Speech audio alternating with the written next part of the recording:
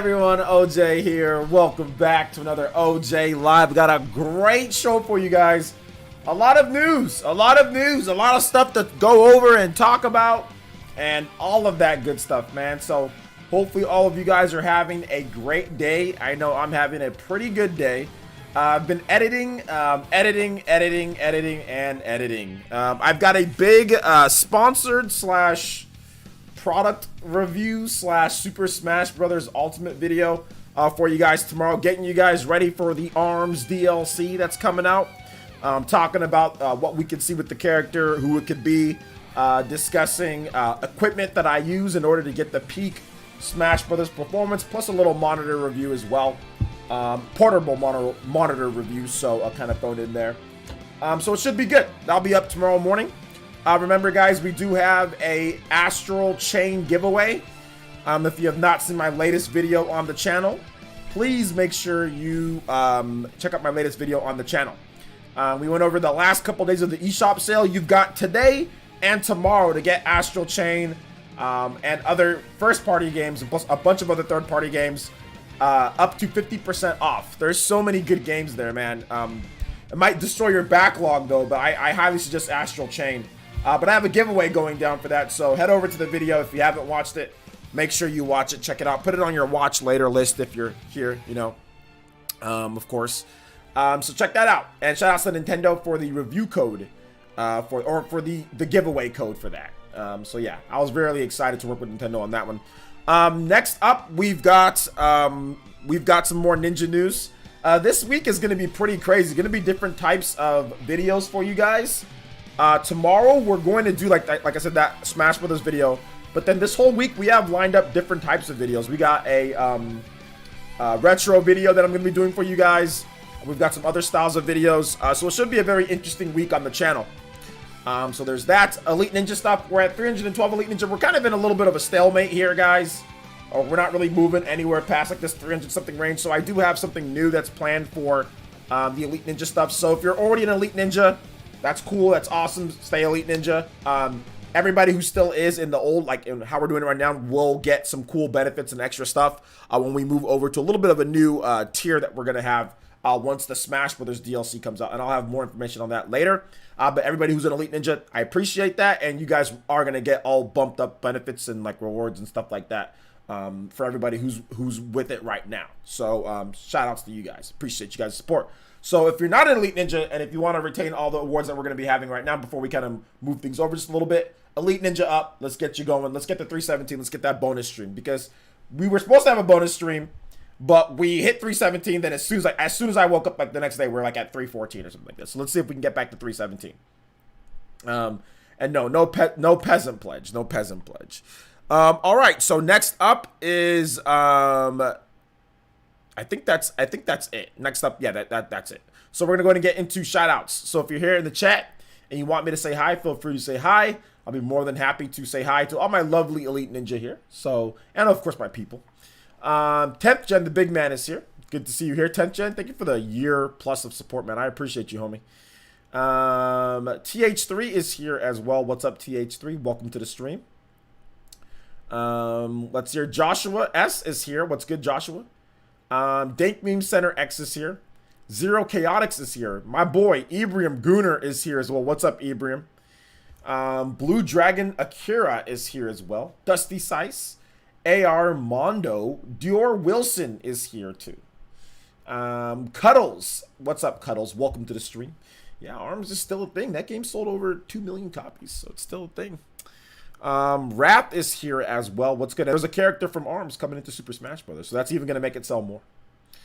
Let's see here. Zell Strike says, "Hey OJ, I'm a big Spawncast fan, but I'm new here. What up? What's up, man? Welcome to the stream. We do things a little bit differently here, a little bit differently. So glad to have you here, Mr. Zell S. Good to see you here. Big Spawncast fan.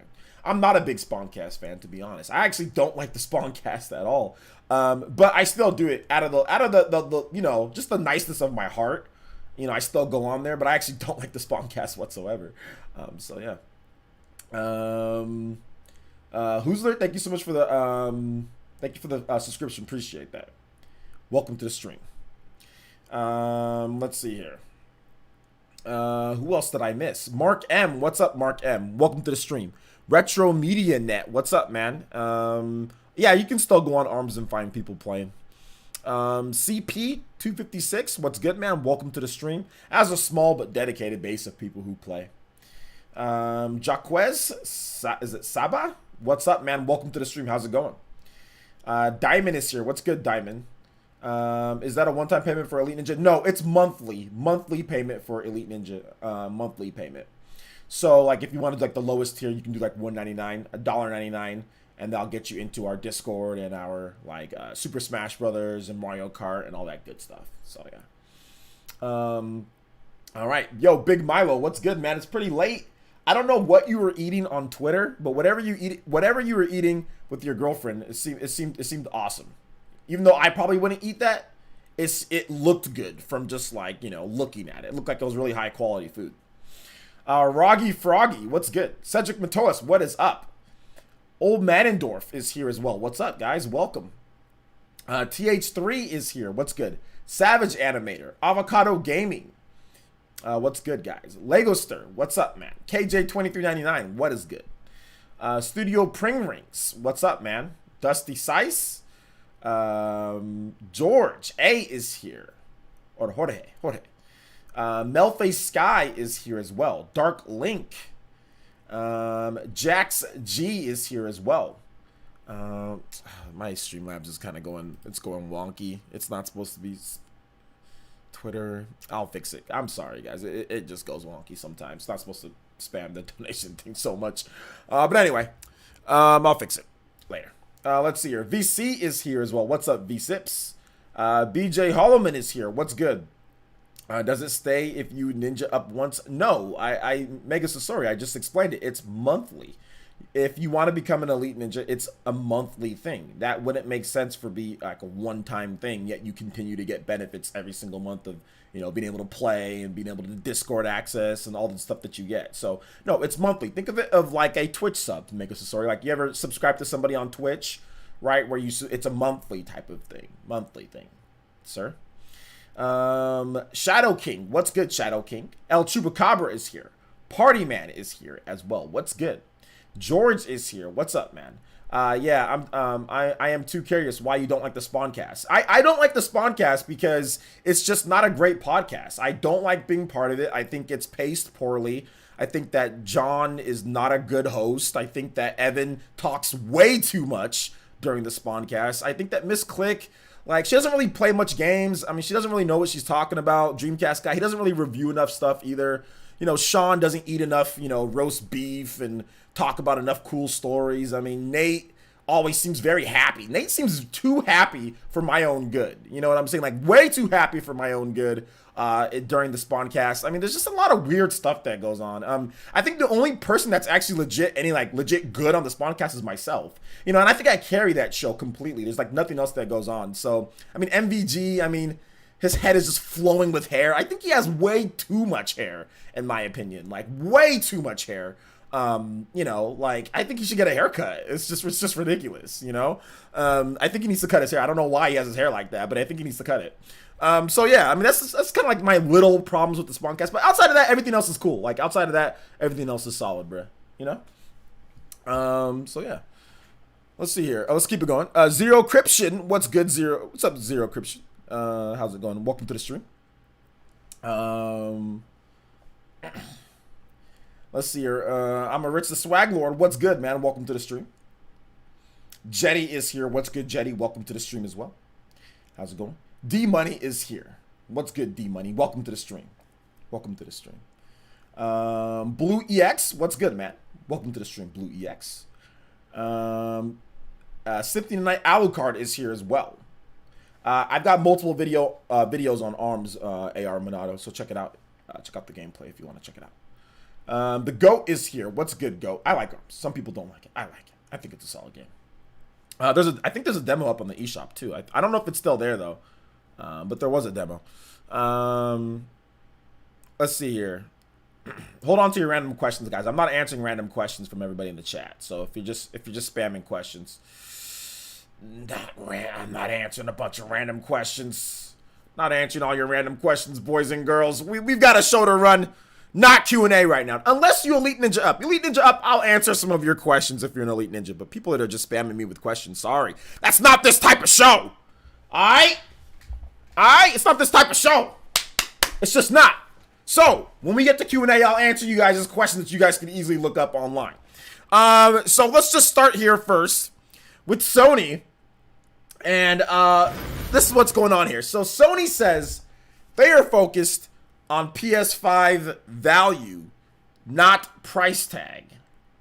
Not price tag. All right? Not price tag. So while Sony still hasn't priced its next generation consoles, PlayStation boss Jim Ryan says it's a delicate balance between price and value. So let's hear what he has to say here. Conventional wisdom and history show that our business is one of the more recession-proof businesses, explained Ryan.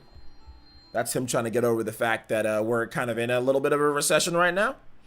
But I think this will sharpen our need to ensure that we focus on getting the value equation right.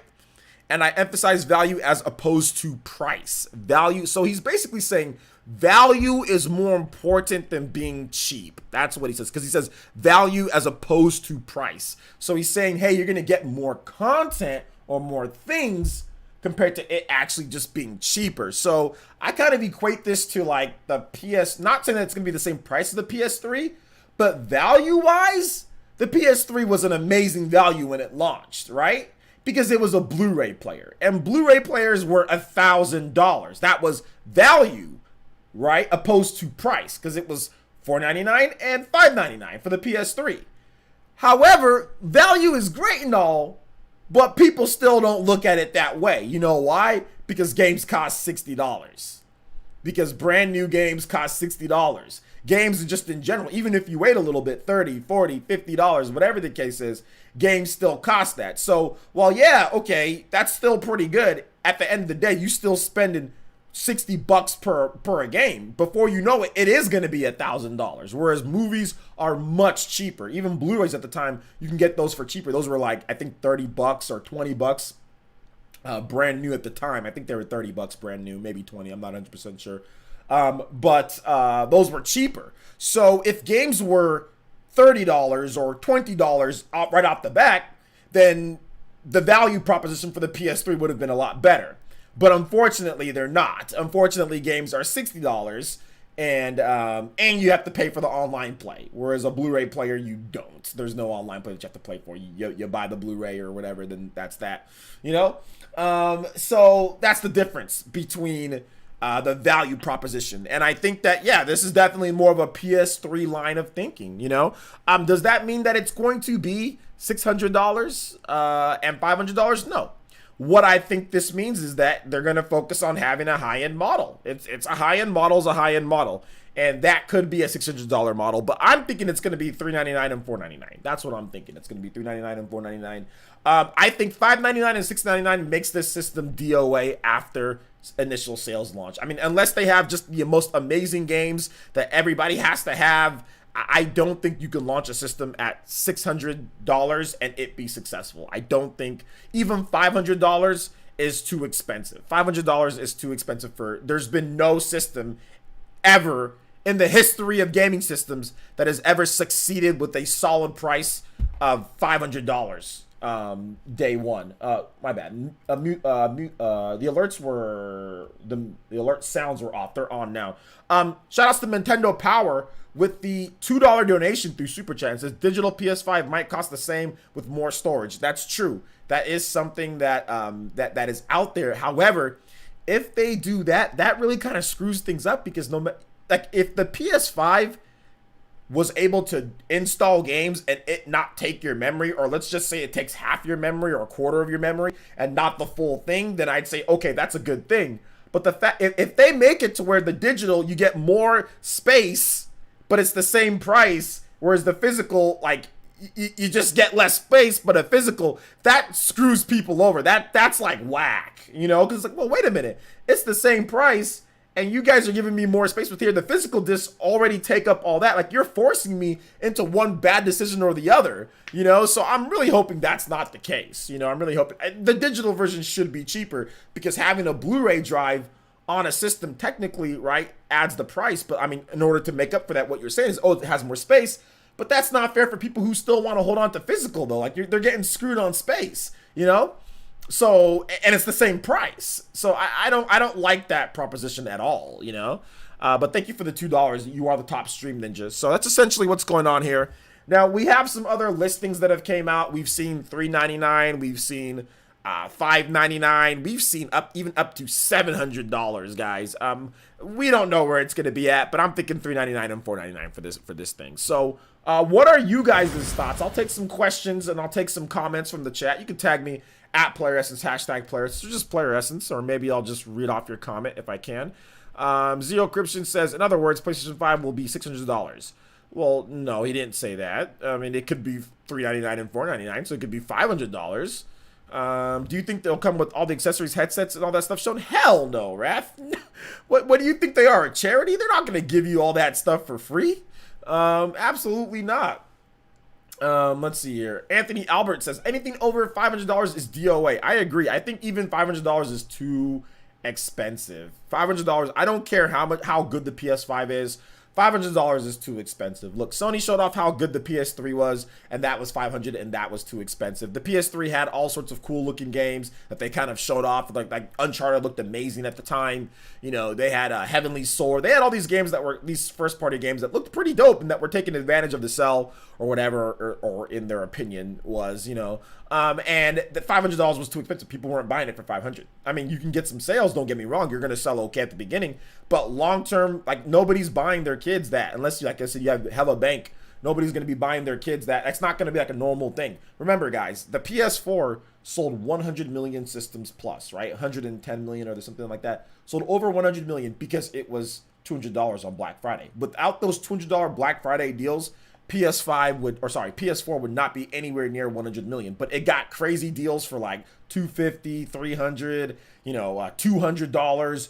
And that's when Sony sold so many systems, was that Black Friday holiday period with the cheaper PS4s. There's no way that you can sit there and say, oh yeah, $500, no problem. We're going to sell 100 million or we're going to sell a lot. No, you're not. You're just not. You're going to sell to the hardcore fans that are willing to spend that price. And then everyone else is like, no, that's too expensive, homie. Like I gotta eat. You know, because the games are, like I said, if the games were cheaper, then okay, I got you. But the games aren't cheaper. The games are $60, you know, at launch. I mean, you could wait, but at the end of the day, the games are still premium priced, you know. Remember, Sony said the dev cost is going to be more, which is obvious. Do you think the games are going to go up in price? No, I don't think Sony said the dev cost is going to be more. I think Sony said that the cost is going to be right around the same. That's what third-party developers are saying. Because it's essentially like a lot of this stuff, guys, it's really just, I mean, if you develop on PC, it's the same thing, you know. The first time the NVMe SSD compatible with the PS5 is coming, and it's 1 terabyte, $300 plus, $330 here in Europe. Yeah, well, we'll have to wait and see what the prices are going to be for those complete, like for like what Sony says and all that. Remember when I already read that. I am saving, but 500 might be hard to justify getting it day one. Yeah, people will get 2 jobs to buy a PS5. Okay. But you need to change your name though, bro. So yeah, you need to change your name. Unfortunately, your name can't be allowed here, bro. But I appreciate the support, man. That's not funny either, having that type of name. Why would you want to roll around with that, man?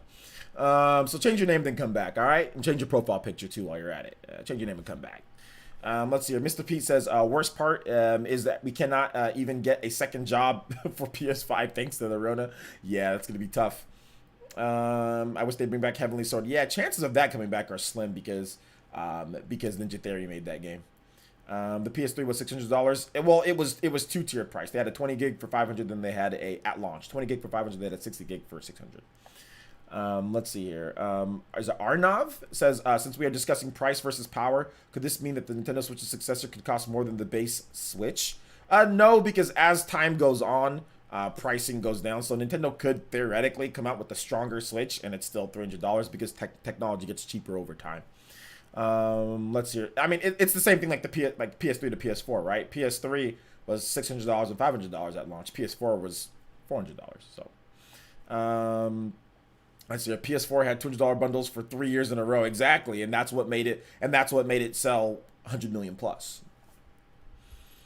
So yeah. Let's see here. Oof, just saw the name. Yeah, it's unfortunate. Very unfortunate, but hey, it is what it is. It is what it is, man.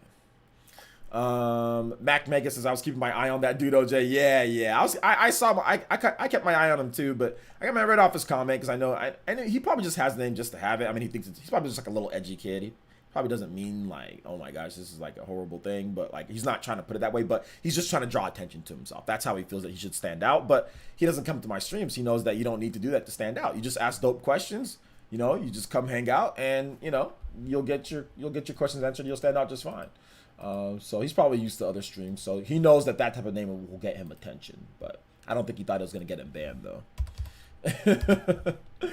All right, so Nintendo Power becoming the top stream ninja with that $2. Let's go ahead and get your name up here on the chat. Nintendo Power, if you have some music that you want me to play for that donation, feel free to drop that link, or not link. Actually, yeah, you can drop a link if you want. You're a mod, so I think you're a mod, right? So drop a link, or just tell me what song you want, man, and I will get that going for you. Oh my gosh! Right when I was about to put Nintendo Power as the top stream ninja, I already did. Some dude with the $5 donation become the top stream ninja and stream Hokage, and he says, realistically speaking, the average person isn't going to be willing to go over 400, 500 max. A lot of Sony money comes from the casual market that buys maybe 3 games a year at most. If it's 600 and the Xbox is cheaper, they'll go for that. Look at PS3 and 360. Yeah, I mean, I'm kind of in the same boat as you. I think Microsoft is going to go undercut Sony no matter what. They're either going to match Sony or undercut Sony. Microsoft can take that hit. They have Game Pass that's just doing absolutely gangbusters. I mean, I still don't think Microsoft is extremely profitable in their game division, but at the same time, like, they can do it. You know what I'm saying? They can do it. Yo, Mr. Pete swooping in through with the $6. No message though, so we're gonna get Mr. Pete as the top stream ninja. People over here pulling that Price is Right swoop, man. Pulling that Price is Right swoop. Thank you for the $6 donation. That does make you the top stream ninja, Mr. Pete. Appreciate that. And let's go ahead and get your name up on the board here, Mr. Pete, which always reminds me of Pete and Pete. Mr. Pete. I can't spell today. Streamlabs is laggy. All right. So thank you for the 6. Thank you for the 5, some dude. Thank you for the 2 Nintendo Power. Appreciate you guys' support. Really does help out PlayerEssence. George. I think that's euros, right, George? Or Jorge. I shouldn't call you George. Jorge. That's $7. Unfortunately, it's through Super Chat. So while you would have normally done it, Mr. P actually technically still is the top stream ninja. But because I'm a nice guy, I will put both of you guys up there. I'll put both of you guys up there. You know, unless somebody else swoops in. All right. So thank you for the 7. I think it's euros. 7 euros. Appreciate that, man. All right, so let's see here. I remember Pete and Pete. All right, so let's take a look. But thank you so much, yo, Jorge. I appreciate you, man. You're always here in this. You're always here in the stream, homie. Shout out to my international essence as well, man. I know it's not easy staying up super late to watch me, man. So I appreciate you guys' support, honestly. Do you think it'll be possible for Sony to price the digital version for $350? No. And the main model for $400? No. It's going to be.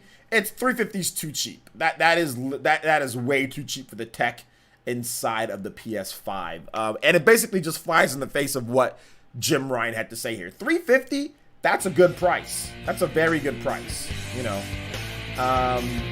some dude with the $5 hollers awakening the rebel. See, this is the inner rebel coming out from you guys. Says no, they ain't. All right, so some dude has swooped back in with that Stream Hokage lead. Mr. P still has the most for single donation, but my man, some dude, Streamlabs is freaking laggy. Some dude coming in with that Stream Hokage lead. Thank you so much, some dude. Appreciate that. Yeah, $350 is too cheap. That's not gonna happen. It's not gonna happen. Let me see here. Let me read what Mensa has to say here. Sony is getting a little cocky again. They got to remember they will have strong competition this gen. Switch being cheap with the Lite and Series X likely undercutting. Yeah, that's true. That's why they're waiting on price. You know, that's why they're waiting on price. They can't say the price because they know good and well that they can't give away any. You know, I mean, I think. But what we're seeing here, though, guys, is that there's a place for I think all three of these systems.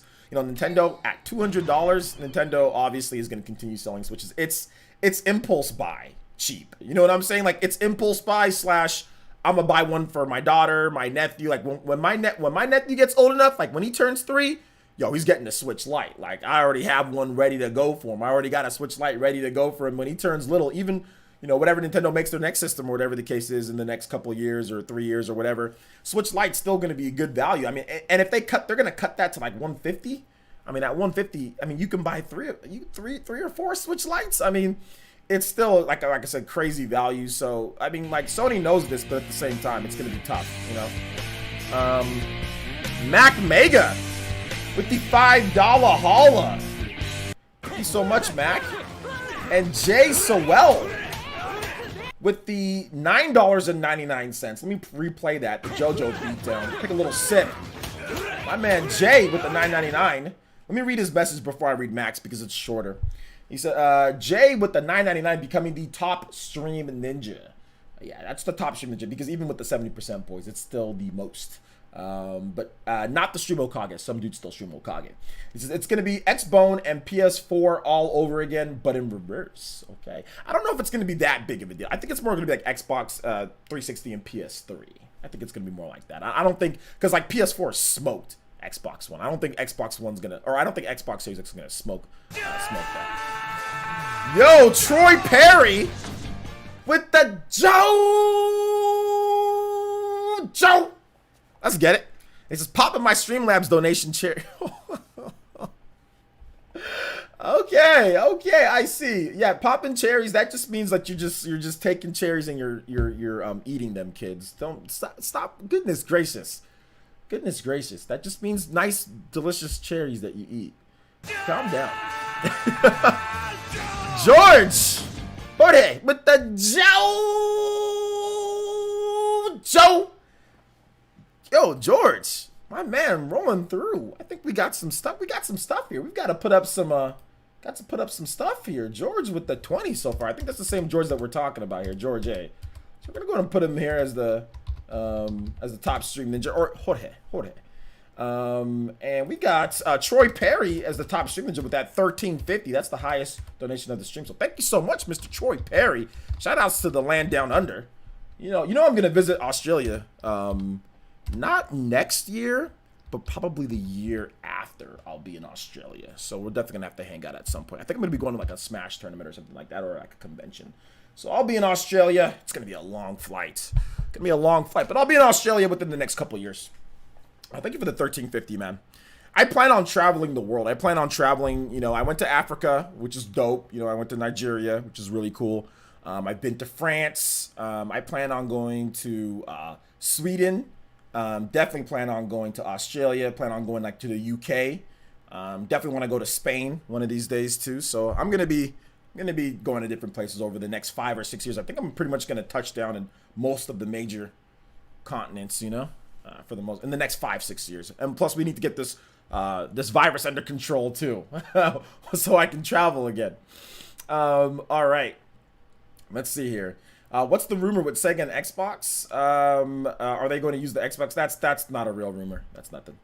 Come visit us. I will. I'm going everywhere, guys. $500 is the max for PS5. Should be, in my opinion, anything higher would hurt sales. Yeah, that's the absolute max. But 500, it will sell at launch. But like after that's going to be tough. Like the casual consumers, it's going to be really difficult for the casual consumer to, to buy into that. Also, Mac Mega, let me get your donation read off here. Sorry for taking so long. They all kind of came in back to back, 3 in a row after yours. You think Nintendo should do a price drop to ruin momentum for PS5 and Xbox Series X? Imagine seeing both consoles for $500 plus and seeing the Switch for $250 and the Lite for $175. Also, can you play Persona song in the link, please? Yeah, I think it's possible that Nintendo cuts the price, but the Switch is selling extremely well. They kind of already did like a little pseudo price cut with the $200. So, I mean, even at $200 as a complementary, system, that's still $300 cheaper than whatever, Microsoft and Sony is doing. And even at $300, that's still $200 cheaper, than the system. So that's still significant. Now, if it was only like $100 cheaper, then, obviously I'd think about, yeah, maybe you cut it again, but it's still $200 cheaper than probably what we're going to see with Xbox and all that. But we'll see what the we'll see what the Microsoft cheaper system is. Maybe if that's like 400 or something like that, then yeah, maybe Nintendo considers doing like a $50 price cut on both, 50, on the systems. But we'll see. But I think it's very possible that we see like a price cut, or for the holiday, we'll see like a temporary reduction in price, right? So like, hey, you get a special bundle for the Switch for $250 plus a game or something like that. We could definitely see that. Like Mario Kart 8 Deluxe bundled in with the Switch for $250, that would fly off of holiday shelves faster than you can say Troy Perry lives in Australia. All right, so I mean, it would be pretty crazy. So yeah, let's go ahead and let's get this music going here. Thank you for the 5, Mr. Mac Mega. Also, shout outs to some dude who donated $5 again. Some dude with another $5 holla. Thank you so much, man. I appreciate the multiple donations. And he says, bruh, $350, they'll pull another PS3. I'll remember when they dropped the PS3 with no damn Wi-Fi and had the nerve to call at the entry level. For the $350, your PS5 is about to come with no Wi-Fi, no Bluetooth, and no damn AV port instead of an HDMI LMAO 360p gang. Yeah, that's true. The entry level PS3 definitely had no Wi-Fi. It had did it have no Wi-Fi? Yeah, it had no Wi-Fi, huh? I mean, it had like less ports and stuff like that, but it still was a Blu-ray player at the end of the day. But thank you for the 5, man. I appreciate that. I definitely appreciate that. Thank you. Technically speaking, even though George did 20 total, you did Streamlabs the whole time. So that's actually, you guys are actually tied. My bad. You guys are tied. So we're gonna put both of you guys up here. If somebody tops the $15 or so in terms of Stream Hokage. So let's see here. Some dude. Thank you for the support today, man. Your name's cut off a little bit, but that's okay. Move this over a bit. There we go.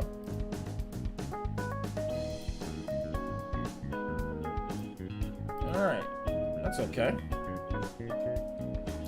All right, let's keep it going here. Hey, what's up? What's up, Credastro? Welcome to the stream. Good to see you here. Mr. Pete says, I got a 20 gigabyte model, no Wi-Fi, no card readers, less USB ports. Yeah, it was stripped down to the bone, dude. Jonathan B says, did Sony ever tell us any more about backwards compatibility? No, they didn't. You're gonna have PS4 games, but that's about it. I don't think there's gonna be PS2 or PS1 or PS3. So yeah.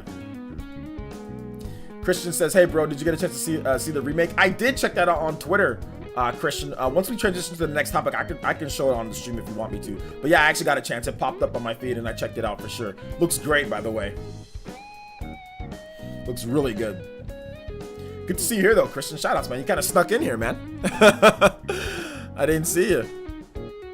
Let's see here. Silk Reese says the price of the Xbox Series S could be a game changer. That's true, Silk Reese. If that Series S is dope, like, and if it's like $300, but that's just, I don't know, man. I don't know if it'll be that cheap. But if it's like $400, that can definitely be a game changer. But it depends on what Sony prices theirs. Like this whole like mental tug of war between Sony and Microsoft is real, man. It is real.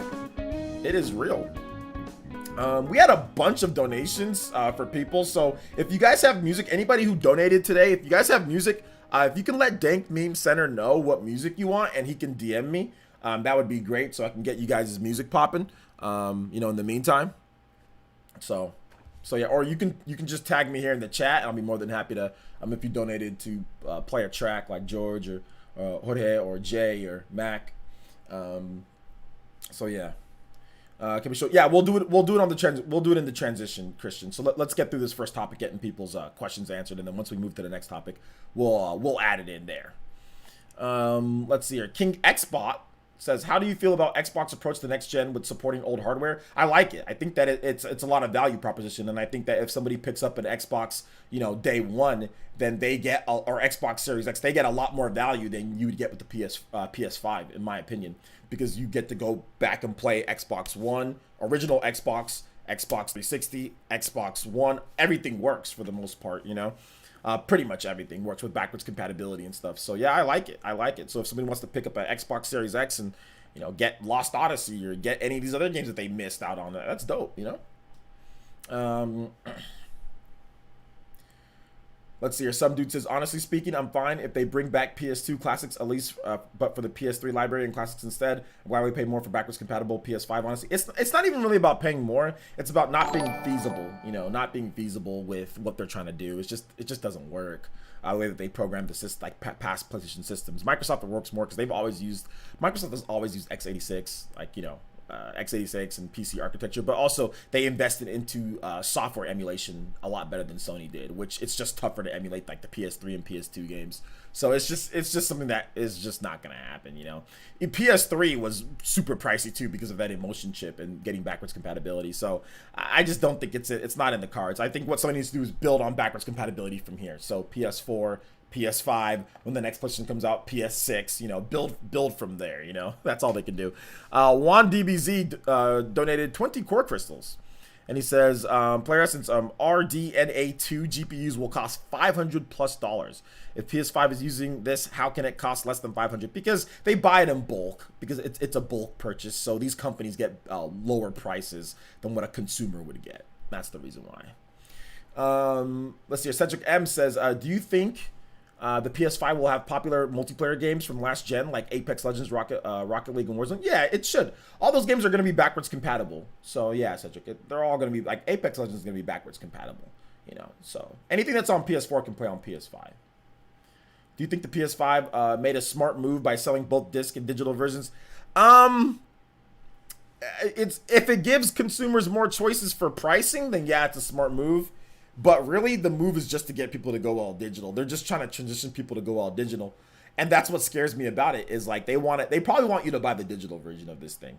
They want you to buy that digital version. And they think that probably like by next generation, physical media is going to be done. So really, I mean, is it smart for their business? Probably. For what they want to do for consumers? I don't know. We'll have to wait and see on the prices and what they do for each one. So yeah, Credastra says, right now I'm chapter 11 in Xenoblade. I'm completing some side quests while listening to you. All right, sounds good, Credastra. Sounds good. It's like when you go to Costco and buy a box of 50 granola bars for like $8 when a box of 12 from Walmart costs like $4. Yeah, exactly. When you buy in bulk, it's a bit different than, you know, buying individually or whatever the case is, you know.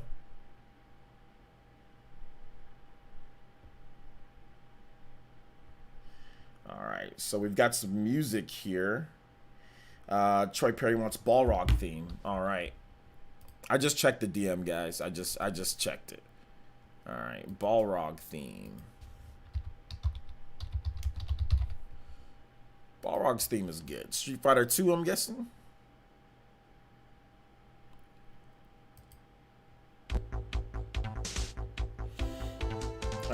Let's see here. What's up, Fire Blast? Welcome to the stream. Some dude says, honestly, this might be the first gen. I go for both consoles at the same time. PS5 and for the exclusives and my Japanese games, and Xbox for backwards compatibility. Each has their own benefit. That's true, some dude. Psycho Pie says, I feel like the all digital version will sell better. It looks a little bit better, and more people tend to buy digitally. More people don't buy digitally. It's about 50-50 right now. So it's not necessarily more people buy digitally right now. It's actually 50-50. So is it trending more towards digital? Absolutely. But if Sony makes them, kind of nudges them towards digital, then of course it's going to be more towards digital. But the biggest problem is the fact that, you know, Blu-ray discs take up the space on the hard drive anyway, so it's like whatever, you know. But I still like to have the game so you can sell the game or whatever the case is, you know. Darklink says, OJ, do you think the next Nintendo Switch 2 will be digital only? No. George says, play one of your favorite Xenoblade 2 music. All right, sounds good. Sounds good.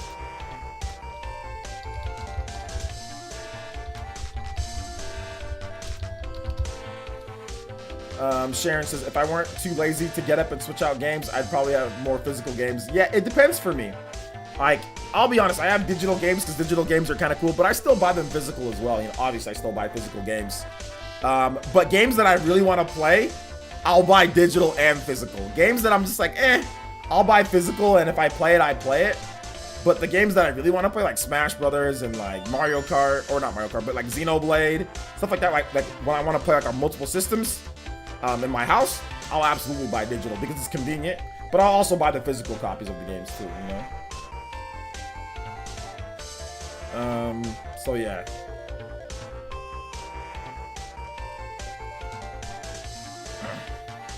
I get digital for the midnight release. I mean, that's true. Digital, you always get the midnight release. But then again, I mean, a lot of stores, they make it to where you can get the games at midnight too, but not every single game though, you know? But a lot of places will sell you the games. Like if you go to like Walmart at midnight, they'll have the game or whatever. If you go like at 11, they'll sell you the game. If you go there like at 10 or 11 or whatever the case is. Like I went to Walmart before and they'll sell me the game like slightly early, you know? Not all the time. Not every Walmart does that though. But yeah, digital is just easy. It's right there. But like I said, I want to be able to have the game, let somebody borrow it, sell it if I need to sell it, whatever the case is. Have a collection. Digital, you can't do that.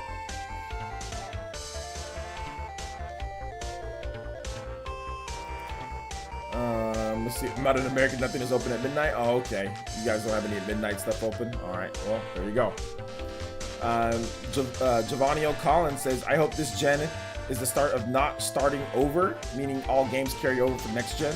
Yeah, I think this is pretty much the start of that. I mean, Xbox kind of did it though with the 360, a little bit, but not necessarily. Roggy says, I like to buy physical. I buy all my games physical on the Switch if I can. Yeah, I'm a physical person as well, you know. I like physical games too. I like digital for multiplayer games, but physical for single player games. That makes sense. But it's funny because I like digital for single player games too, because if it's like an RPG, I absolutely like digital just so I can play it on all my systems, you know, like easily, not have to be lazy. Because I'm lazy. That's really what it comes down to. I get lazy sometimes with it, you know. All right, so we're gonna play some Counterattack from Xenoblade 2.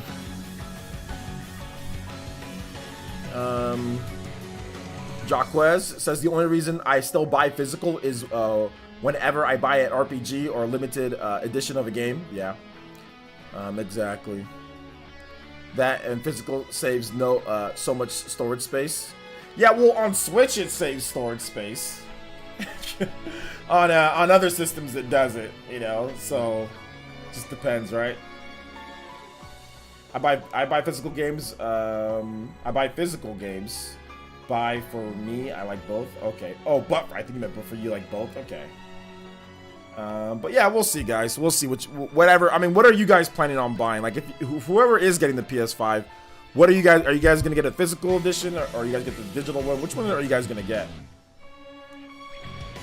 Here's how much I am the PS5 OJ. Nothing could convince me to get a PS4, but the PS5 already has me intrigued. Gran Turismo 7 is the icing on the cake for me. But PS4 had a lot of games though. PS4 had Gran Turismo.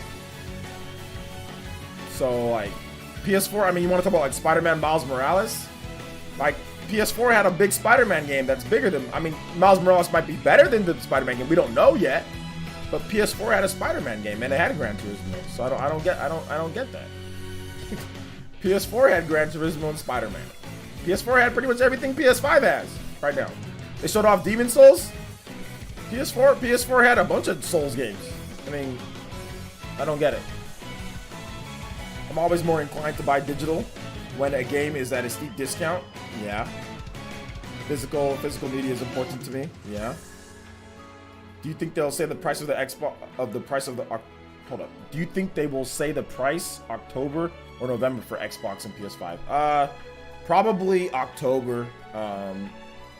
Probably October, maybe the month before that. September, October. Maybe September. I think once the pre-orders go live, the real pre-orders go live, then they'll say the price. Going digital this time, I noticed with my Switch that I've been getting all my games digital. Too lazy to go outside. Yeah. Laziness can get you sometimes, guys. Laziness can get you. I'm gonna get physical so I can buy PS4 games and play them. Gonna play the FF7 remake at launch, which is epic, as well as owning a 4K Blu-ray DVD player or 4K Blu-ray player. Yeah.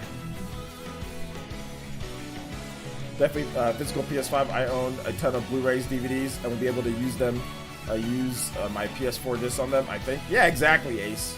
Since you have, you know, you can get all that stuff. Like, to me, like, digital's cool, but it should just be an option. It shouldn't be the only thing, you know. Like, I wouldn't ever buy like a digital only type of deal, because what if you want to play like a movie? Like I said, a lot. Like, what if you want to, you know, what if you and your girl or your guy, however way you swing, whatever the case is, want to watch a Blu-ray or something like that? You know, like, you know, you got that right there. You got your PS5 right there to do it.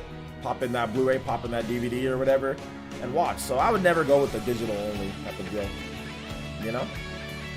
Let's be what people are going to get, what their friends are getting, which now most likely big games are now crossplay. Well, I think it's not just based off what their friends are getting. It's based off of price. There's a lot of factors: price, games, all sorts of stuff. You know. Well, Gran Turismo Sport is a spin-off, but not part of the main series. Plus, the car roster and content was very light. But I'm just saying, there was still Gran Turismo. You know, like there was still Gran Turismo, and there was still like everything that they showed off for PS5. Like Ratchet and Clank looked dope, right? Like there's Ratchet and Clank on the PS4, you know? Like that looked dope too. Whenever they showed Ratchet and Clank, it looked sick too. So I mean, I'm just saying, like, I didn't see anything that all of a sudden, oh my gosh, PS5 is so much better than PS4 in terms of, like, I wasn't interested in PS4, but all of a sudden I'm interested in PS5 based off of what? Literally everything they showed, there was franchises that were on the PS4 and then some, you know? So I don't get that. That's all I'm saying. Mokat says, I mean, if they're gonna force us to install physical games, still using up stores, might as well get digital. Yeah, but you can't sell those games though. Like, you can't trade those. Like, that's the big problem with digital. It's like you can't. I mean, if they figure out a way to where you can like buy and like if you can sell digital games, then it's over for physical. But you can't sell digital games. Like, if you could legit sell digital games and get money from other people, secondhand digital, then, you know, digital would be a lot better. But buying and selling games is still a thing. You know what I'm saying? Like, it's still a thing, guys. Like, displaying it, having it right there, that's still something, you know? So yeah, man.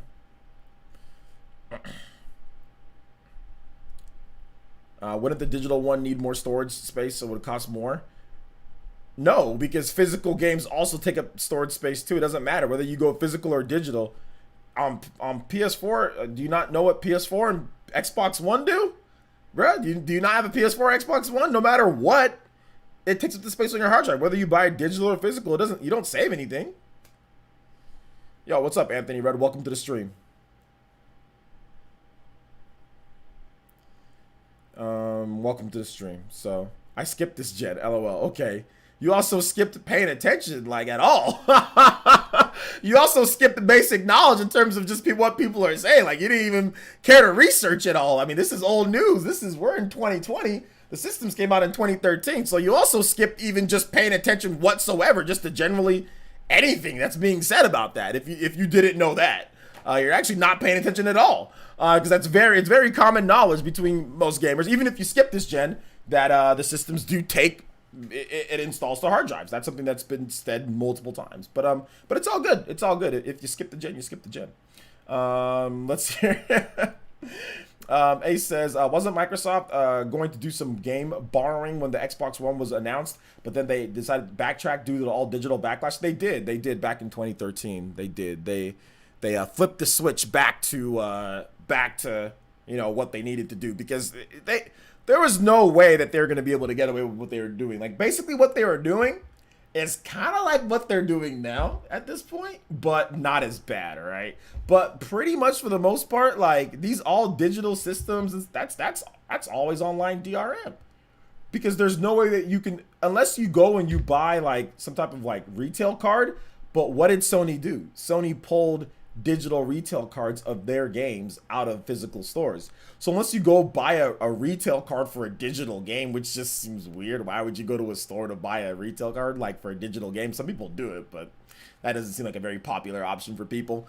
It's an always online type of deal because you need to go online to download the game. But I think that once you have that game downloaded, obviously being able to, like, let's say your internet goes out, you can still play that digital game. You know, you can still play that digital game. So yeah.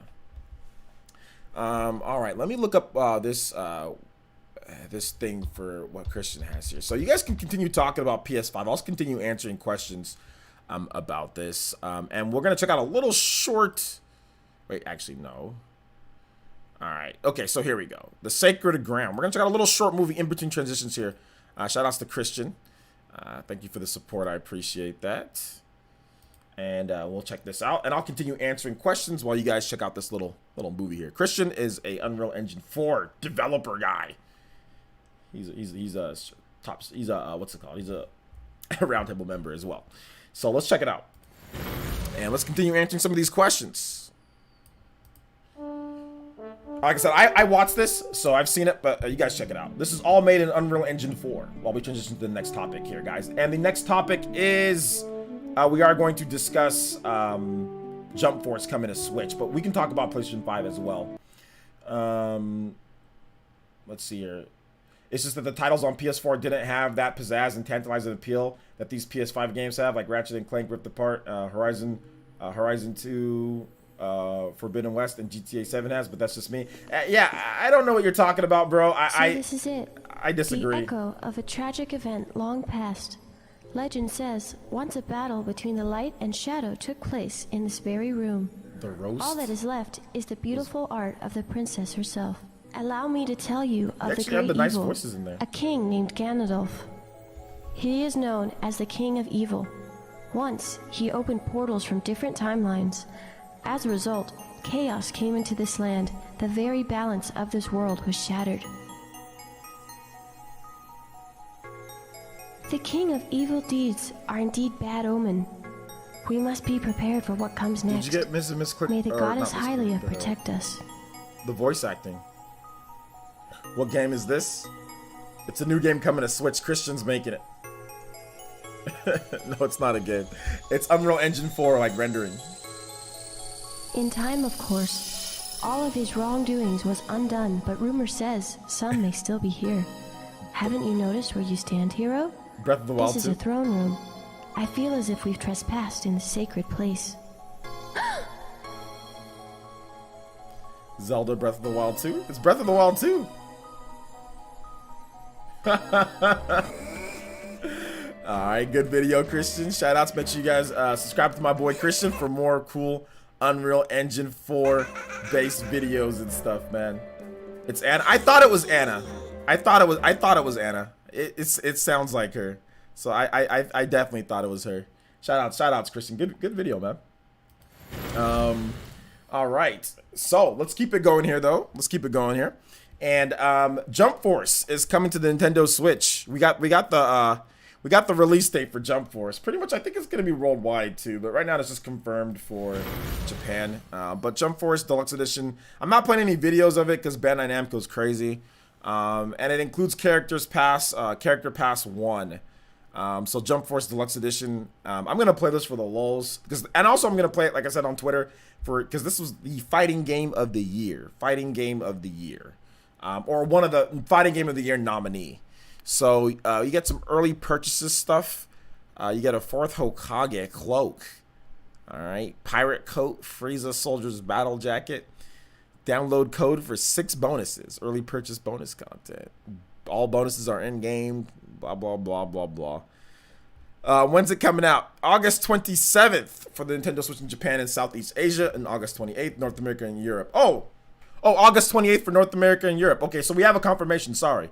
So August 27th in Japan, and then August 28th for North America and Europe. So there you go. So yeah, there is a confirmation for it. So yeah, there you go.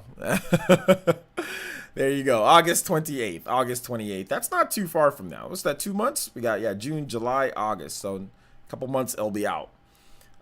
So they have a couple extra different things for the Switch version of this game. So the Switch version can be played differently than the PS4 and Xbox One versions. A single Switch can have up to 6 people playing in an offline battle, which is so interesting, that they did that. Up to a single Switch, 6 people playing. I mean, okay, we'll see how that works. We'll see how because the frame rate was a little rough. Yo! Let's go! My boy Zero Chaotix with the smash! Let's get it. The $40 donation. Zero Chaotix. Unlocking that unique jutsu. We don't see that very often. Deku screaming. Well, he's punching the crap out of Muscular or whatever that dude's name is. I like that episode. That episode was freaking sick. Shout out to Zero Chaotix with a $40. He says, "What did I miss, bruh? You missed. You missed nothing, my man. You here on time. Zero Chaotix, you here? You good, bruh? We talking about Jump Force, man. Jump Force. Zero Chaotix, that does make you the top stream ninja and stream Hokage. We'll get your name updated as soon as we transition back over to the regular layout. Let's get through this. You guys give some love, respect, and emotes to Zero Chaotix. And remember, guys, those Deku emotes are coming. Those Smash emotes are coming. So it's going to be pretty cool. All right.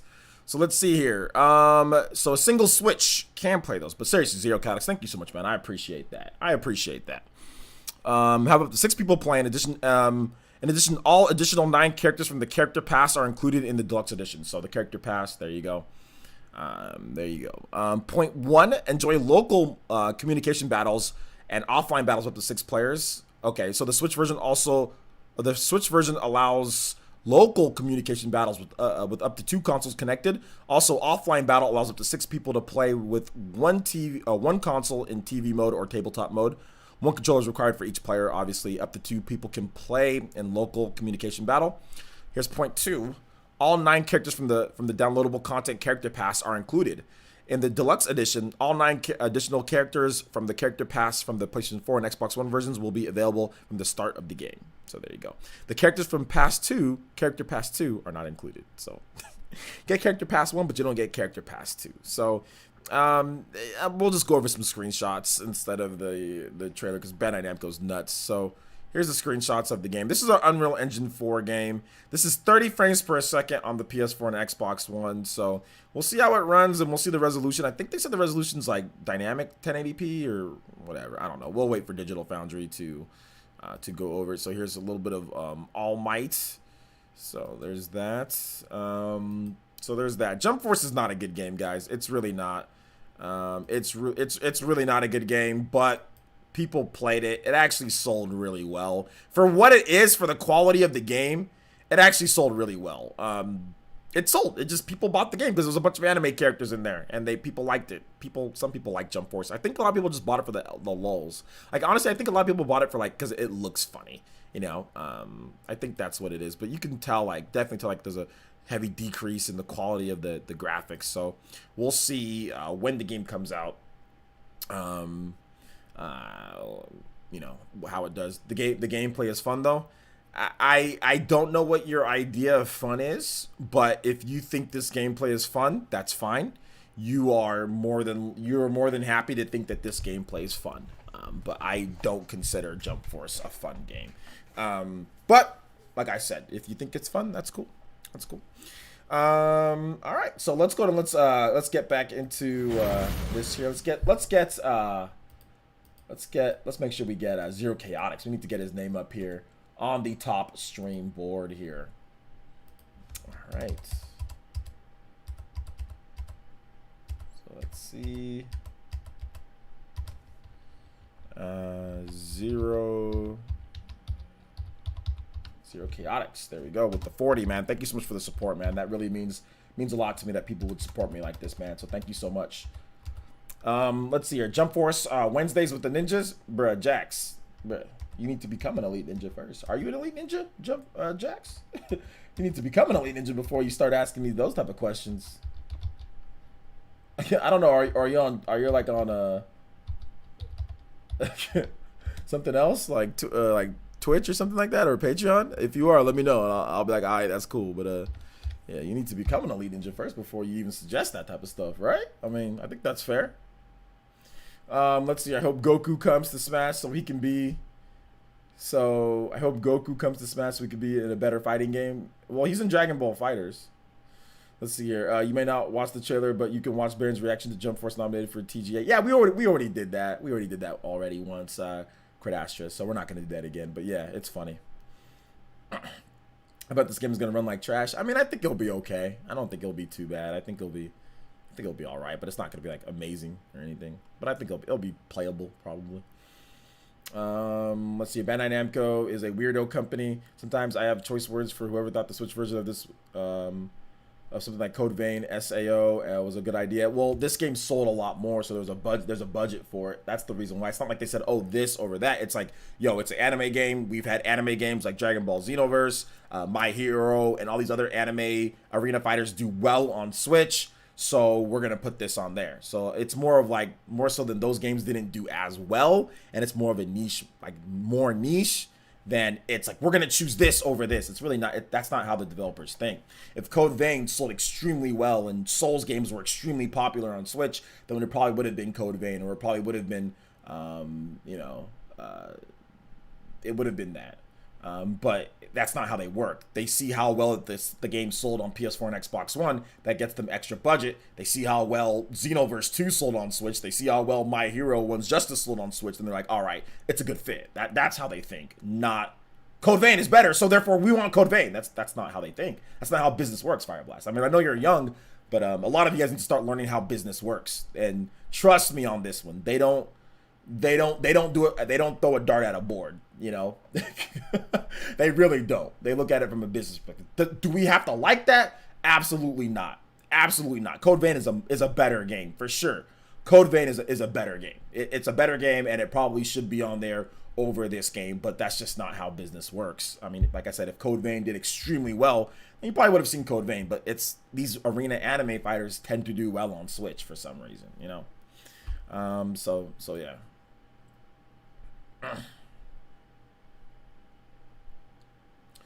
So yeah, the Naruto Ultimate Ninja Storm games, those games did really well on Switch too. Last time that I tracked them, those were like 500,000 units for that trilogy of games, which is really good for how old those games are. That's extremely good. I mean, they just made free money. It's just like, well, the ports were. It took them time to do the ports, but you know they were selling them at a premium for a bit. So, so yeah. I'm just saying, from a better game perspective, I understand why it is, but it'll probably make some more money. Yeah, I mean, but like I said, if the best games always came over, then we would see a lot different type of games. I mean, honestly, but the best games always don't come over, because if a game doesn't sell, like if a game doesn't sell like really good on PS4 and Xbox One, you know, why are they gonna bring it over to Switch? You know, or if they feel that they can get this game done quicker than a port of Code Vein, because yeah, a port of this game is going to be quicker, then they're going to do this. But it's not an either or though. It's different teams. The people that worked on Jump Force compared to the people that worked on Code Vein, it's not like, oh, well, we're choosing this over this. We don't know. You're assuming because this is coming first. They could be planning Code Vein, but Code Vein probably takes a lot longer. If they're looking at what they're going to be able to port over, Code Vein probably takes a lot longer because it's just a much bigger game. This is just an arena fighter. You know what I'm saying? So you also got to look at it that way. You're assuming too much, which gamers assume too much as well. They could be working on Code Vein. It's not an either or. And they never said it was an either or. You know? It's just probably Jump Force is quicker. But it's not an either or. Just like they didn't pick Naruto before Jump Force or whatever. It's just that they were working on Naruto, the games, they were able to port those games, so they just got Naruto over. But I don't think it's an either or. It's just like, hey, what can we do? How can we, like, how much time is it going to take? Who's going to do it? Because it's got to be different teams. Bandai Namco isn't one developer. There's multiple developers within Bandai Namco. You know what I'm saying? And they have to, it's logistics. It's not one person saying, we're going to work on this, and then we're going to work on this. It's a publisher with tons of developers, thousands of developers all over the world. You know what I'm saying? Or mainly in Japan. But like, that's what you guys have to realize. It's not picking one by one. And sometimes these things are going on at the same time, you know? But it just depends. It depends like if this is going to take longer or not, you know? Hold on to random questions towards the end, all right? Arzurium, I don't know how to say your name. Hold on to random questions towards the end. I'll answer your random questions towards the end, all right? We're on Jump Force. That's what we're on right now. We're talking about Jump Force, unfortunately. Also, we're talking about PS5 price. So if I missed one of your comments about PS5 and what you guys think about that, let me know. Let me know. So, yeah.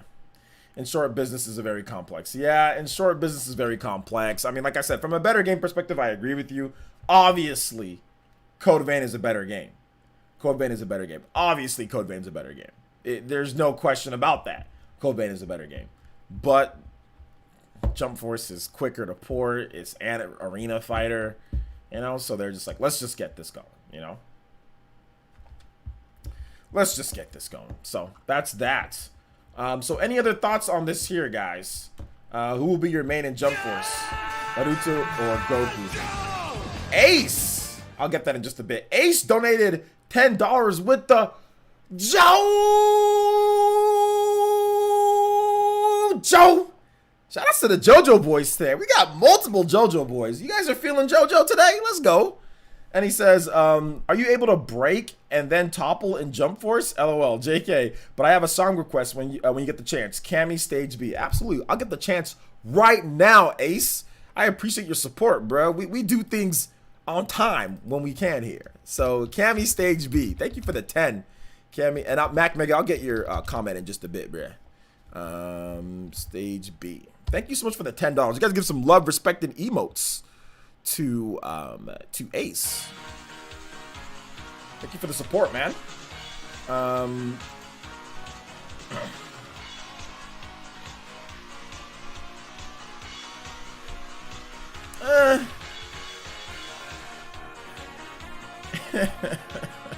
No politics, but that was, I mean, it's kind of funny.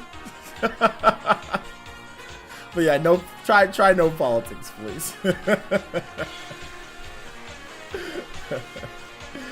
Oh my gosh. Let's see here.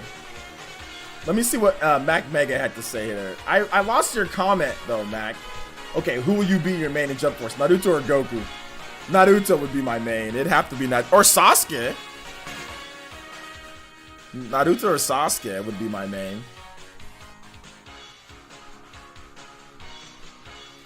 Let's see here. What did you guys think of the graphics? Now that the remake is out, it's back to Wind Waker projects. I thought the graphics were pretty good, dude. I thought the graphics were pretty good.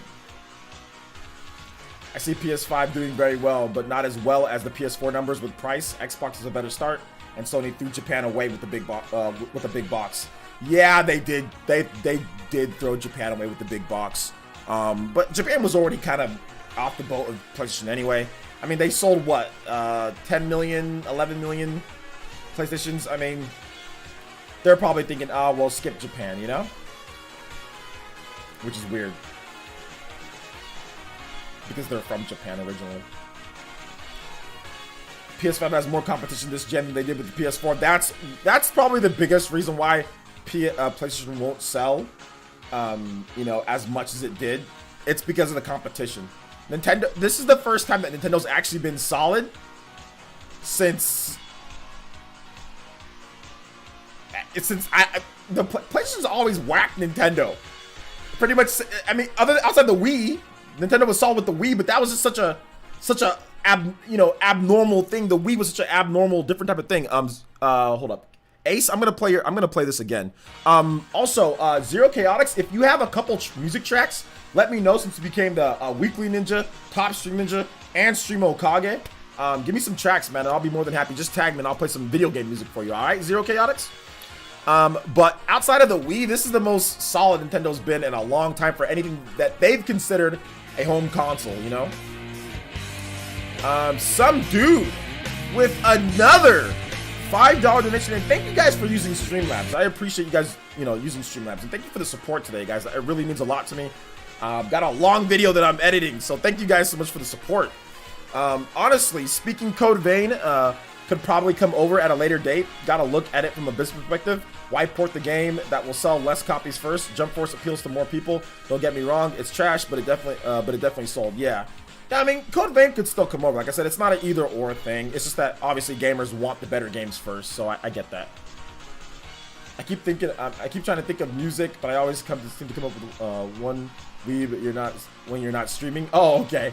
Well, let me know, Zero Chaotix, and I'll get the music going for you, man. Or you can always reach out to me on Twitter. I think I follow you, so if you remember, randomly, just hit me up on DM me on Twitter, and I'll be like, all right, I'll play that track for you next time, you know.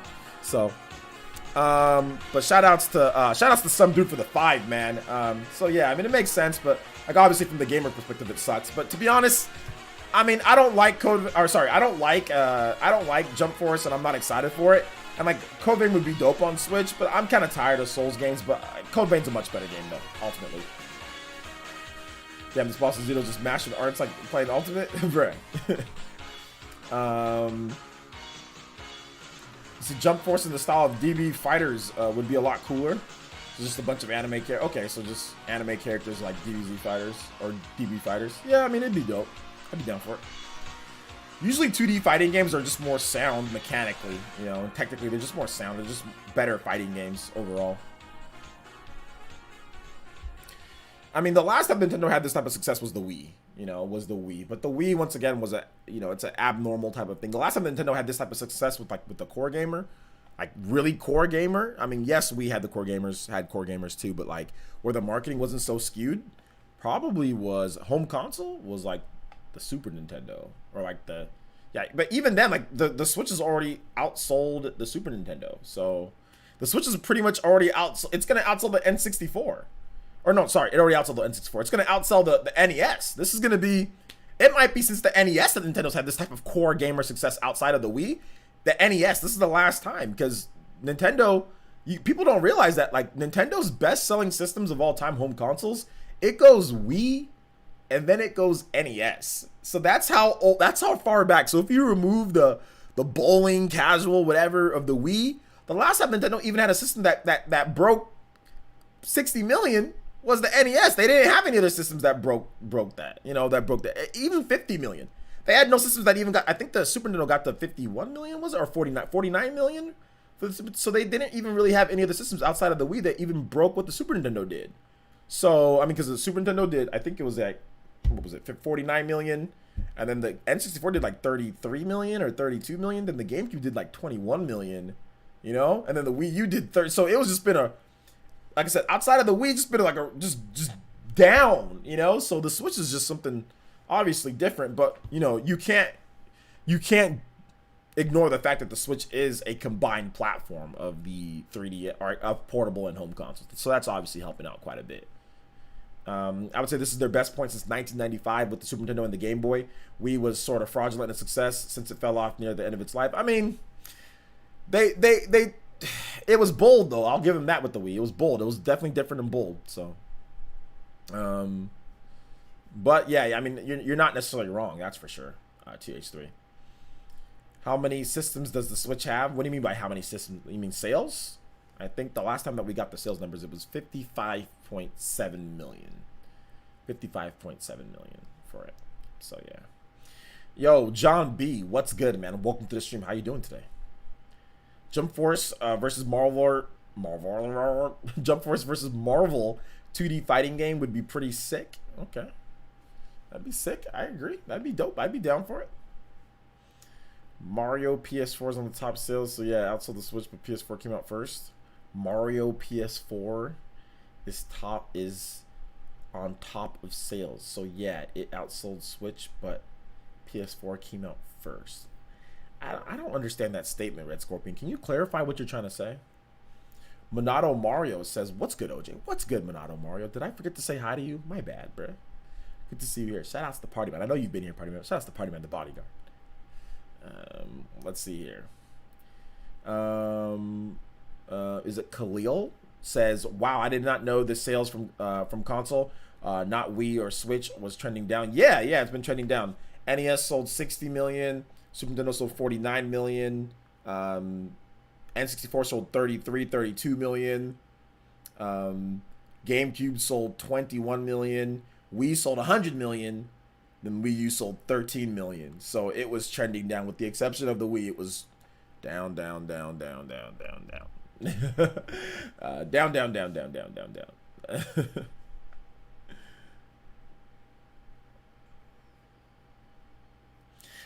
No, Red Scorpion, what he's trying to say is that launch sales aligned, Switch is outselling PS4.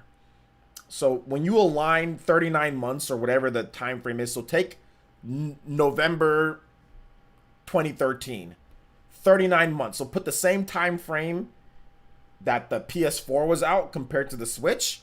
Switch has outsold it. So it's sold more in the same time frame. I think that's what he means. We obviously all know that PS4 has sold more than the Switch because it's been out since 2013, you know, 4-year head start, 3.5, 4-year head start. So yeah. I watched the old episode of Spawncast. You had Baby Beard and talked up being obsessed with Xenoblade Chronicles 2. Some things never change. Some things never change.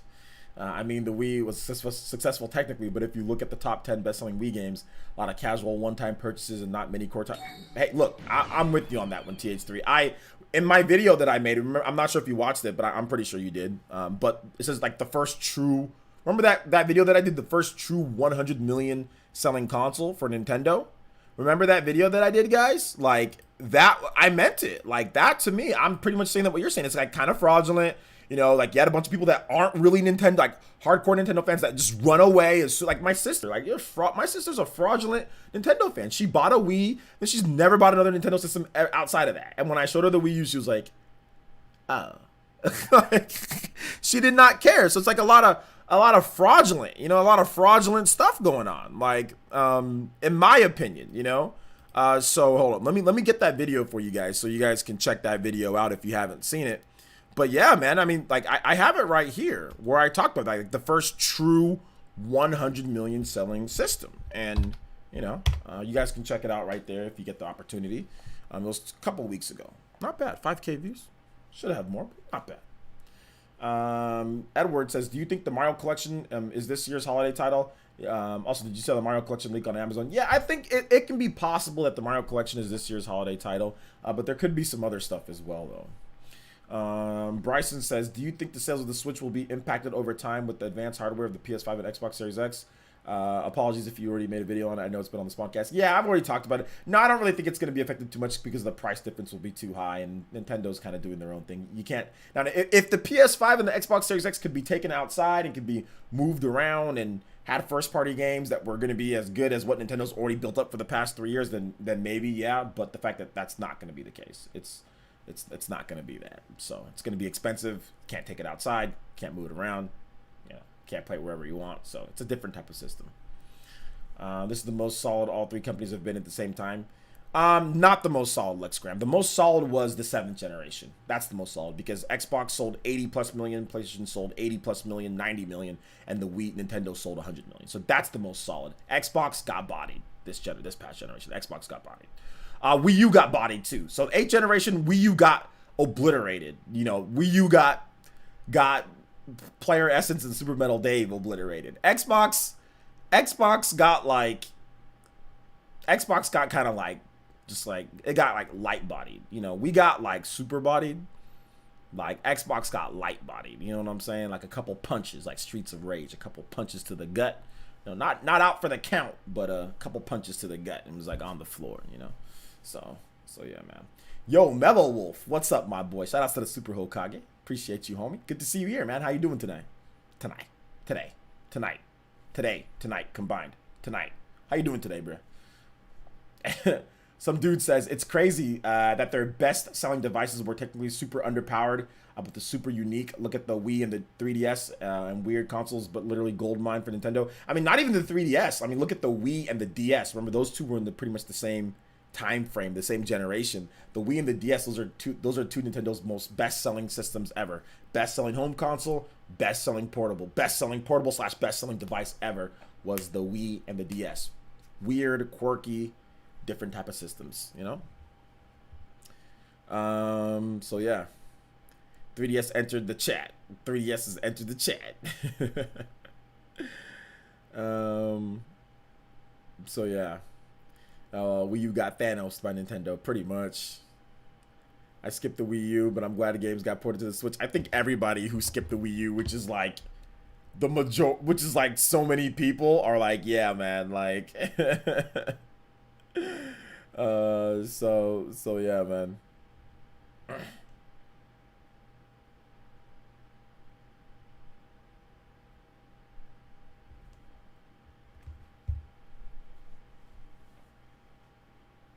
Yeah, DS created returning customers for sure. We didn't. I mean, DS had its fair share of the problem with the DS, or not the problem with the DS, but the problem with that market was the mobile smart. That was before the smartphone market.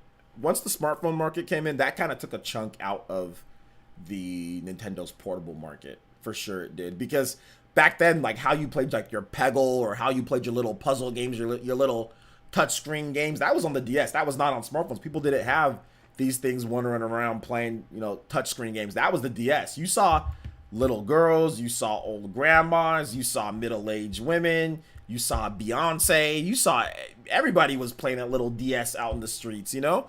It was just around. You just saw them all over the place. Heck, people would find them. People would lose their DSs out in the, and I just go buy more. They were so cheap too. They're like $150 at one point, or like even like $99. They were just so cheap. So everybody had a DS, you know?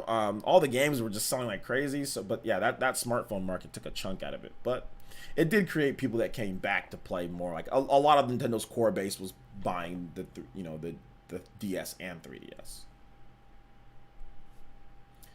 Let's see here. Oh, don't remind me, I still have my Wii U.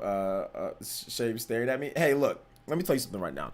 If you like the Wii U, there's nothing wrong with liking the Wii U. I know a lot of people who like the Wii U. People like to hate on the Wii U, but it's not like there wasn't any like good games on the system. It wasn't like, oh man, like if you had a Wii U, it was just complete trash. There was no games. It was just the pacing of games was bad. The pacing was bad, and like they took too long to get the RPGs out. But you got to remember, there were still some dope games on the Wii U. There were still some good games. It just wasn't good enough, you know. So it just wasn't good enough. So yeah. But Adamar says, I know we have already looked back on how initially. Hold up. I know we have already looked back on how mainly initially say Switch is gonna flop at launch, but I also remember how many people gets crazy over NS defect videos. Oh man, yeah, those were pretty crazy at launch too. Yo, Salazar Naruto, what's up, man? Welcome to the stream. Welcome. All right, so let's go and move on to the next topic here, boys and girls, and that is Target. Buy one, get one free. Or no, buy two. So if you're looking for some game sales, June 14th, so it's already actually started. Target is hosting a buy two, get one free. And there's Switch games listed here too, guys, all right? So we're going to go over some of these Switch games and the prices, and PS4 and Xbox One. There's everything. So there's some good stuff on here, actually. Let's take a look, shall we, boys and girls? Your boy O just trying to get you some good deals on games. All right, so there's just Blu-rays. So here's some. Can we actually see? Okay, what's going on here? It says mix and match. Okay, let's see if the top deals. All right, here we go. Video game software. All right, so let's take a look here. Buy two, get one free. Target. $59.99 for Mario and Sonic at the Olympic Games. All right, here you go. Death Stranding. Okay, we got some Death Stranding action. Okay, so look, the Outer Worlds on PS4, you can pick up that for $39.99. And then you can also pick up, dude, these are too expensive. I just got Borderlands for $14 on Amazon. Okay, so let's just see. So that'd be $80, so then you can pick up another game. Assassin's Creed Odyssey for $43. All right, this is trash. I'm sorry. I can't. Hey, wait, what's going on here? All right. Buy two, get one free mix. Are these the games? I think these are it's all these games too. Nah, bro. What the? Mario plus Rabbids Key. All right, I'm out of here. This is garbage. Target is like for people who think that they're too good to shop at Walmart. I'm sorry. Screw Target. This is trash. I'm out of here, bruh. Target can go kick rocks. They sit here talking about Mario plus Rabbids, $59.99. Eve Gimon at the register like, you want to buy Mario plus Rabbids? $59.99? You buy it, it's good. It's like, bro, but I can get it for $14, $15 on the eShop, or even cheaper than that on Amazon or something. Bro, get out of here. Ubisoft about ready to hit you with the copyright strike if you go anywhere else to buy Mario plus Rabbids. What is going on? Let me check some of these prices on Amazon. I'm not about to fandangle my dedicated user base. Let me see here.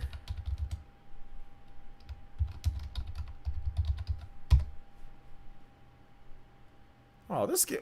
Yeah, Mario plus Rabbids Kingdom Battle, $22 on Amazon. 20 bucks. Got people selling it for 20 bucks on Amazon.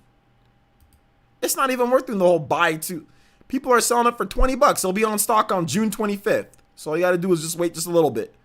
You can pre-order it right now. And if you want it for 20 bucks, you can pre-order it. And it'll be in on Thursday. It'll ship if you got Prime. It'll be there either Friday or Saturday, depending on what. Depending on how fast the shipping is. So I'm looking at Mario plus Rabbids is 20 bucks, or you can do what were some of these other games there? Outer Worlds. So even if so the Outer Worlds is $34.99. So you can get it for $34 on the PS4. So you still save that amount. You know what I'm saying? Yeah, you get another buy two get one free, but still it's not worth paying the full price for it right there. Oh, also shout outs to Alan K with the subscription. Thank you so much, man. Welcome to the Elite Ninja Village. You know? Nah, it's not false advertising. It's just ghetto. Like I ain't trying to, you know what I'm saying? Like I'm not trying to sit there and pay that price, you know? For it. So yeah, man. That's garbage. Death Stranding's 30. Yeah, I saw that. Death Stranding's 30. I saw it. But that's still I mean, well then again, I bought Death Stranding full price, so whatever. Anthony Mazza with the subscription. Appreciate that, Anthony. Welcome to the Elite Ninja Village. If you're watching and you're not subscribed, please make sure that you subscribe. Please make sure that you subscribe to the channel. So yeah. Make sure you subscribe. And I'll get you an official shout out. Target for rich peeps? Nah, just for stupid peeps that want to spend more money for no reason. People just because it's like the type of people that go into Target compared to going to Walmart. I think that's why people go to Target, because like people associate Walmart with like ghetto sometimes, right? Whereas like people don't associate Target with that because the prices are just clearly higher at Target. So yeah, Target also, a lot of Targets also have like a pretzel place in there. Like people like pretzels. I don't care if Walmart's ghetto. Walmart can be as ghetto as possible. The prices are great. Yo, OJ, heard of the Future S1 Pro controller in handheld mode? It connects to the Joy-Con rails. Nice bit of kit. Yeah, I heard about it. I don't really care though, to be honest, but it looks cool. I gotta check it out though some more. But I heard about it. I think I heard who was talking about that. Somebody linked it on Twitter. So yeah. Yeah. Anyway, man, that Target deal sucks. I'm good. I'm straight on that, guys. Don't worry. I'm gonna give you guys a bonus topic. All right. Give you guys a bonus topic. So Square Enix has put in a new trademark for The World Ends With You in Japan. Now, what we've had with this is that the key art for the Anime Expo Light 2020 is featuring the World Ends With You characters. So a lot of people are anticipating that there will be a new World Ends With You game announced for probably Switch, PS4, Xbox One, or Switch. It's probably gonna be like Trials of Mana. Switch, PS4, and PC. I'm guessing that's what they're gonna do. They were already gonna do this, but they just wanted to get a little bit more money by putting over that horrible port. It's not horrible in terms of like graphics or quality. It's just horrible in terms of controls. It's just like the controls are just so bad on the world. Like they're just so bad. The World Ends With You has some of the worst controls ever for a game on the Switch. Like those controls are just docked. Portable, it's much more doable, but it's still like, bro, y'all should have somehow tried to program some button controls in here. But like the button controls in the game are bad. The motion controls in the game are bad. It's just, but the game is still good. But the controls are horrible in this. Docked. Portable, it's great. Like I said, portable, it's fine. But I think that they're gonna make a new World Ends With You. It seems like that's gonna be happening here. I like this game. I think it's really good. You know, but like I said, you can play the game, Gunslinger. Just play it portable. If you play it portable, it's fine. There's the controls they're fine. It plays just like it would play on a mobile phone, or it plays just like it would play on a DS. You know, it's fine. But docked, they're not very good.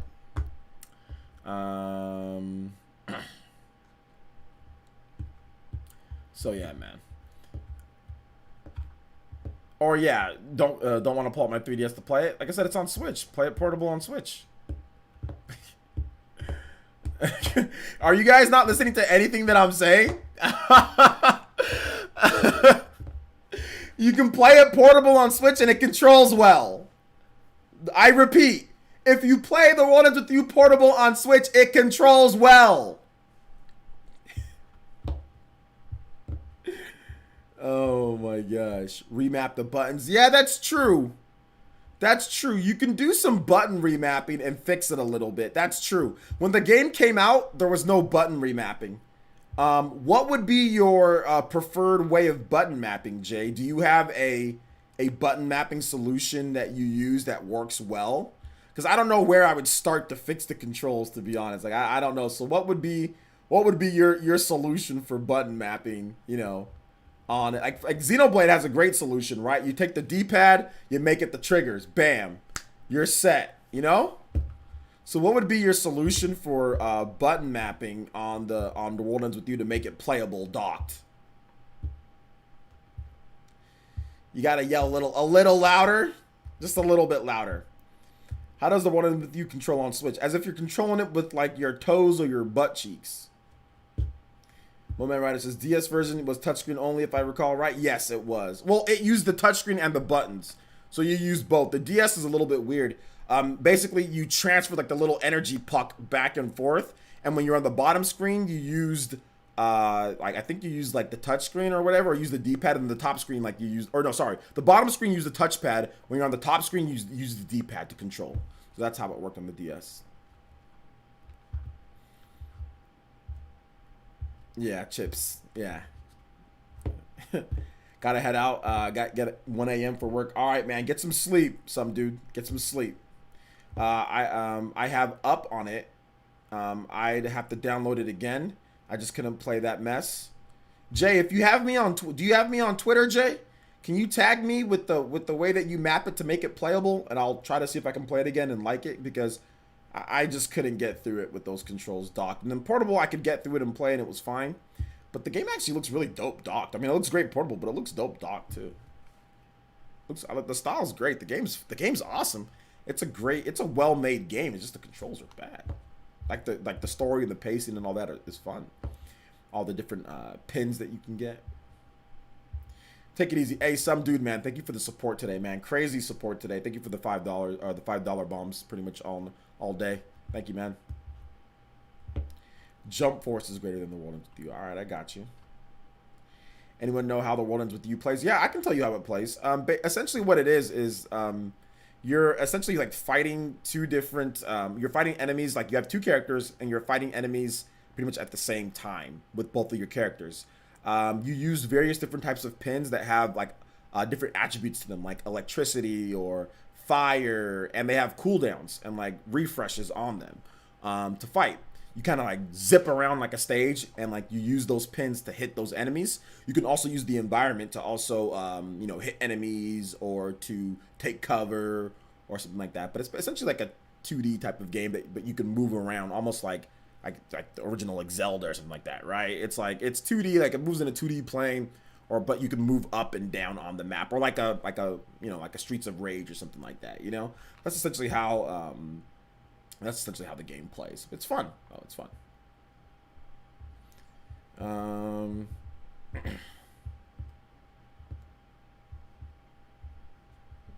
The DS version is 90% touchscreen and 10% yelling at the mic, to be fair. Yeah. People talk about GTA 4. We're not talking about GTA 4. Not talking about GTA 4. No GTA 4 talk here, guys. We're good on that. We're good. We're good. All right? So that was the bonus topic. So let's go and get into Q&A. I think we've spent, how long have we been in this? Oh, we're at hour 43. Time flies when you're bashing Target. All right, so we're at hour 43. So we got random questions. If you guys have questions, I've got answers for you, lovely, beautiful, awesome people. I've got answers for you guys. So you can tag me at PlayerEssence, hashtag PlayerEssence, or just PlayerEssence by itself. Spell it right or it comes out weird. For all my people out here, they get bodied by autocorrect. Spell it right. Spell it right. No Face Sky says, I heard that there might be a new Kingdom Hearts in the works. Yes, there is. It does seem like there is a new Kingdom Hearts game in the works. Yes, which I didn't talk about today because I was like, eh. But yeah, we'll talk about that probably tomorrow. Probably tomorrow.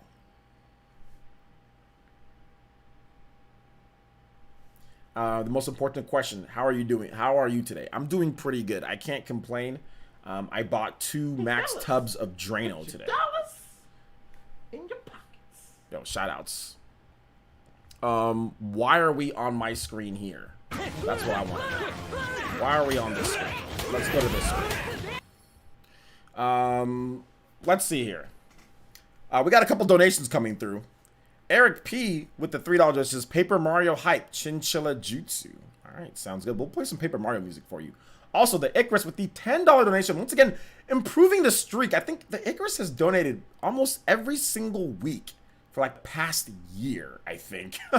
Or so. At least $5 to $10 every single time. The Icarus with the 10 says, I actually plugged in my Wii U today just to go to the eShop, just to ask myself if Nintendo fired the guy that designed it because the league's better than the Switch's eShop and more organized. Absolutely. Absolutely. The Wii U eShop is definitely more organized and better than the Switch eShop. That's for sure. But how you design things is based on also like your system and what they're doing. So essentially what Nintendo did with the Switch eShop, they probably just made the lightest type of, took the less amount of like RAM and whatever they needed to do as possible, loads up the fastest it can possibly load up and all of that. So that's the reason why. That's probably the reason why it's designed the way it is. It's very basic, very flat, very boring, but it is what it is. But thank you for the $10 donation, Mr. the Icarus. I can play some Kid Icarus music for you if you want. Let's see here. Yes, Chips and Sticks. Just tag me. Whatever the music was, let me know. I forgot what it was, but yeah, what was the song that you wanted, and I'll be more than happy to play it. Don't donate again. Just tell me what the song was. It was like, I think you wanted one of Abaddon's tracks, right? But thank you for the 10 and thank you for the 3. Thoughts on Pokemon DLC? It looks cool. I don't know if I'm going to play it, but it does look cool. Did you watch the new Scarlet Nexus trailer? It's on IGN. I did not watch the new Scarlet Nexus trailer. No, not yet. Blaze says, do you think we'll get a Kingdom Hearts game announced for the Switch this year or next? I think it's possible. Yes, I think it's possible. Abaddon's Final Fantasy 8. All right, so let's see if we can find it. Yeah, unfortunately, I gotta go to Abaddon's. Ah, here we go. I found it.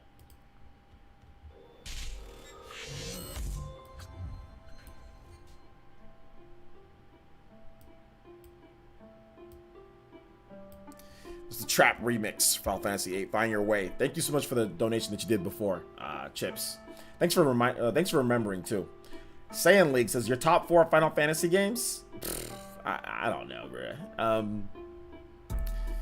bro. Final Fantasy 6, number 1. Final Fantasy. Probably Final Fantasy 6, Final Fantasy 7/7 Remake, Final Fantasy 9, Final Fantasy,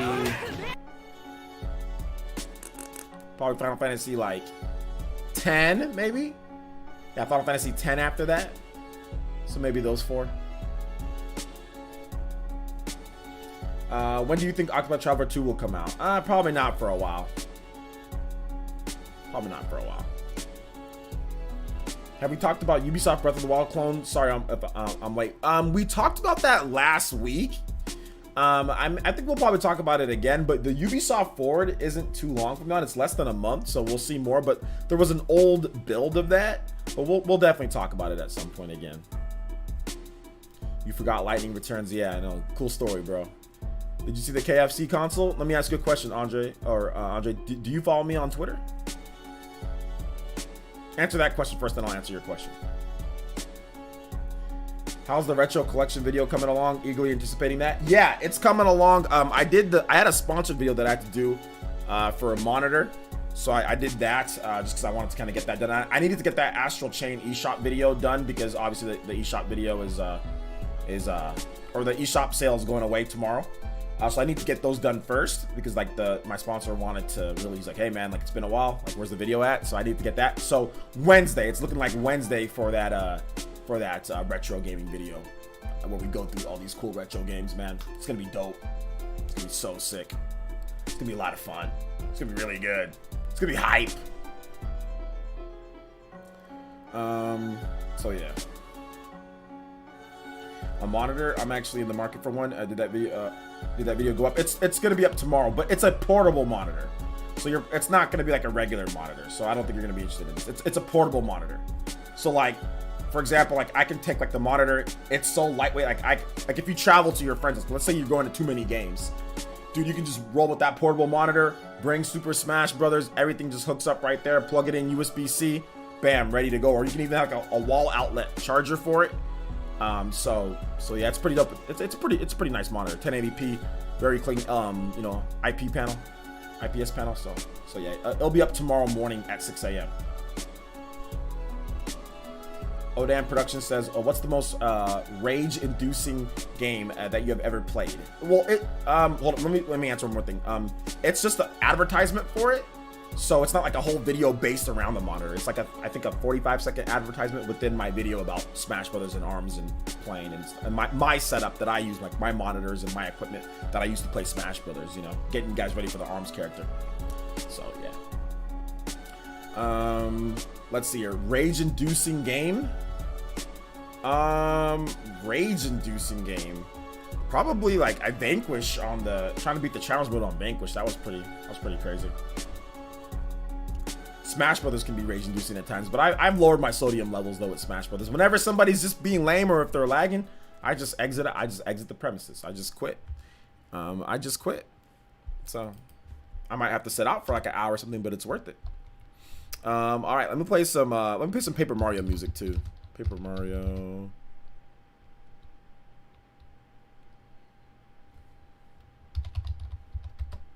Play some Paper Mario music. All right. All right, here we go.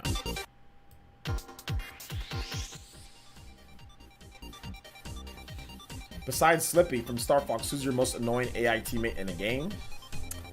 I don't know, man. Like Resident Evil 5, Sheva or Chris, depending on who you were using, can be pretty annoying and pretty bad.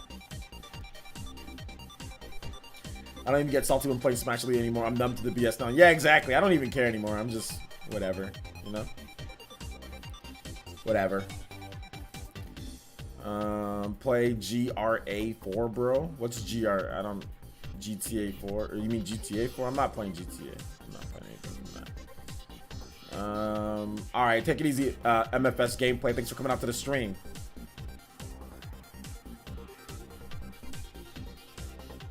I'm waiting for new games to come out, like Paper Mario: The Origami King. All right, Beverly Carter. Sounds good.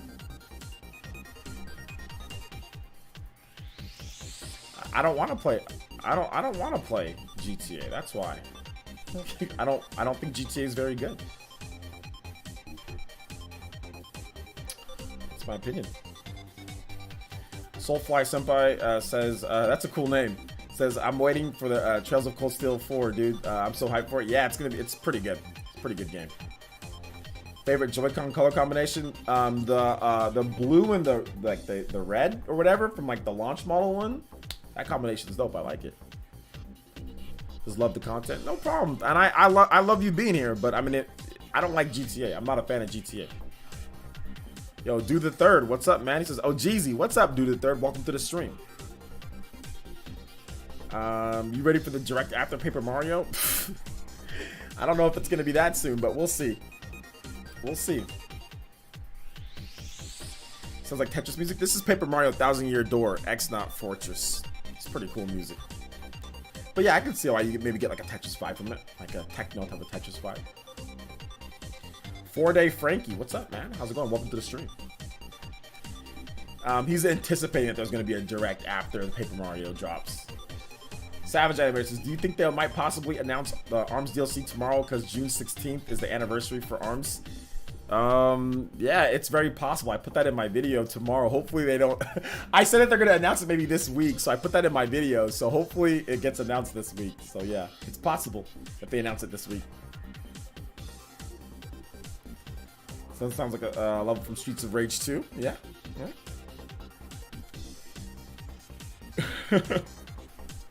I need to play Paper Mario. I keep hearing great things. Yeah, Paper Mario is really good. When do you think the direct will be? Probably, I'm guessing August or September. Deluxe for ARMS. Hey. Devil's Third needs a re-release. No, let me fix that for you. You want a re-release for Devil's Third. Does it need one? No. Do you want one? Yes, you want one. Alright, so let's put some Kid Icarus music next. Alright, guys.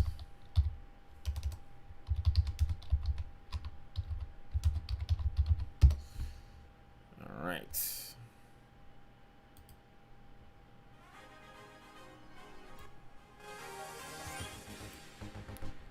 Underworld. Have you seen the all-black Spider-Man Miles PS5? It's not real. It's like fan render. But yeah, I've seen it. Malface Sky says, I think they could do a Paper Mario Direct. Okay, a Paper Mario Direct? Yeah, they could do something like that. Yeah. Direct in July. My uncle at Nintendo confirmed it. Your uncle at Nintendo. Gotcha. It's Itagaki retired since Devil's Third. Is Itagaki? I don't think Itagaki retired. He's just nowhere to be found. I don't know what he's doing. Do you ever play Switch using split Joy-Con? Only when my Pro Controller dies. Only when my Pro Controller dies. Raz, I only play music on donation requests. So, Eric and the Icarus, they donated, so they can get some songs played. So if you want a song, just donate any amount. I think the minimum is $1, and then you can tell me what song to play. Otherwise, I'll have people spamming me with what you're doing right now. I'll stream. Shoutouts to multiple donations coming in through. Jax G donated $2 and says, name your favorite video game OST, then play it. Alright, my favorite video game OST is probably Chrono Trigger. So I'll play something from that next. But thank you for the 2, Mr. Jax G. Appreciate you, homie. Juice Man Vaughn donated $2 and says, what's up, my boy? What's up, Juice? He says, can you play the Brawl version of Mute City? Absolutely, I can do that for you. Thank you for the support today. Alright. Don't forget that going. You guys give some love, respect, and emotes to Jax G. And also to Juice Man for the support. Thank you for using Streamlabs as well, guys. I appreciate that.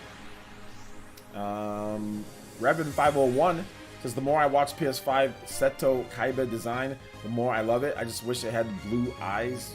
Blue eyes, white dragon sound effect when you put it on. Okay, that's a joke. Ace donated another $10 with the Joe. Let's get it. Thank you so much for the 10, man. No message. Just $10. Ace, if you want some music, let me know. We'll get a track or two for you, man. Let me know in the chat. Just tag me. We are in Q&A though, guys. All right. So if you have questions, your boy OJ is here to answer them and to do the best I can do, because I love my ninja here in the village. All right. I'm going to brag a little bit. If you guys don't mind me bragging, there's not another streamer that I can think of that what we got, almost 63,000 subscribers. So we're heading towards that 70 every single day, answering questions every single day, because I love you guys. Absolutely love you guys. I don't think there's another content creator at my size or above that streams daily that does this on YouTube. I don't know if we have that. I don't think we have that. So I appreciate you guys showing me the love. That's what I'm trying to say is I appreciate you guys supporting the stream, and I'm going to continue answering and talking to my people, because I love you guys, honestly, from the bottom of my heart. I do. Remind was from Kid Icarus. That's true. It is from Kid Icarus, but in order to get your music that you want played, particular track, you have to actually donate for it. So I'm not going to take tracks from what people ask for. I'm just going to pick something from Kid Icarus, because that guy did not, the Icarus did not ask me for any music from there. So I'll just pick one myself. But no, I got you, man. Let's see here. Raz says, favorite RPG, Chrono Trigger. Okay, I am lying. I do hate you, TH3. Let's see. Is it even worth tuning to EA Play? If you want to see I think they have that new Star Wars game that's coming out, the Squadrons or whatever. If you want to see or TIE Fighters, or if you want to see that game, I think it's worth tuning in. They should have some good stuff. And I think maybe even Skate's coming. Who knows? I mean, I'm not really sure what's going on, but we'll see. We will see. All right, next up is Chrono Trigger music.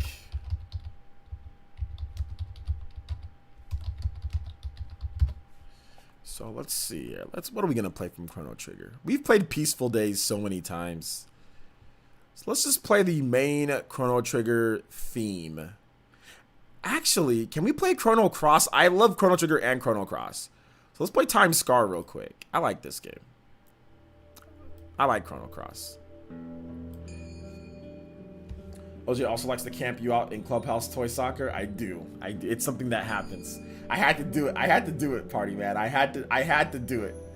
Forgive me. I had to. We need to get another Clubhouse game. I'm thinking about this week we do another Clubhouse game stream. Yo, Revin501 with the $5 donation. Jojo Beatdown. And he says, OJ, have you seen Ushido and Tora? Ushido and Tora, is that anime? No, I don't think so. No, I haven't seen it. Favorite sports game? My favorite sports game of all time, I mean, NBA Street Volume 2, does that count? NBA Street Volume 2 or like Madden 05. Madden 05 with Ray Lewis on the cover, or like NBA Street Volume 2. One of those two. Really good, man. Yeah, I haven't seen those yet, Revin501. I haven't seen them yet. They're probably pretty good though, right? I'm guessing that you think that they're pretty good. Pretty funny action anime. Yeah, maybe I'll check it out at some point. Now let's do Clubhouse. Yeah, we got to do Clubhouse this week. I'm thinking maybe Wednesday. I've just got a lot of big videos that I got to get done, you know? So it's like, it's tough to kind of do like streaming right now because I got to get these videos, like I got to get some of these sponsored videos and some of these giveaway videos done. And they take a little bit more time than usual. Especially like this retro gaming video is gonna be a little bit different, and like even like this ARMS video that I'm doing with this monitor sponsored video, I had to do multiple camera angles, multiple different shots. Like it's just, but yeah, once I get past some of these and we can kind of get back to a normal schedule of like regular news and stuff like that, then we'll get back to Clubhouse for sure this week. This song brings back memories. Such a good game. Chrono Cross is one of the most underrated games of all time. Even though it's not underrated, it is underrated. You know. What are your thoughts about Beautiful Joe series? It's great. Fantastic. Very, very good. Donated $9.99. Asked for a new Final Fantasy theme. Also, what's your thought on Crosscode coming consoles in July? I like Crosscode. It's looking good. I'm gonna buy it. And yeah, let's get that music going for you. All right, Jay, for that $9.99 that you donated, dude. Thank you for the support, man. I appreciate you, homie. I didn't know you asked for the Final Fantasy VII theme though. I didn't know that you did. So sorry about that. So which theme do you want? Just like the regular theme? Final Fantasy VII. Can we play the remake theme? Like you want the main theme? So I mean, I guess we can play like the main theme if you want.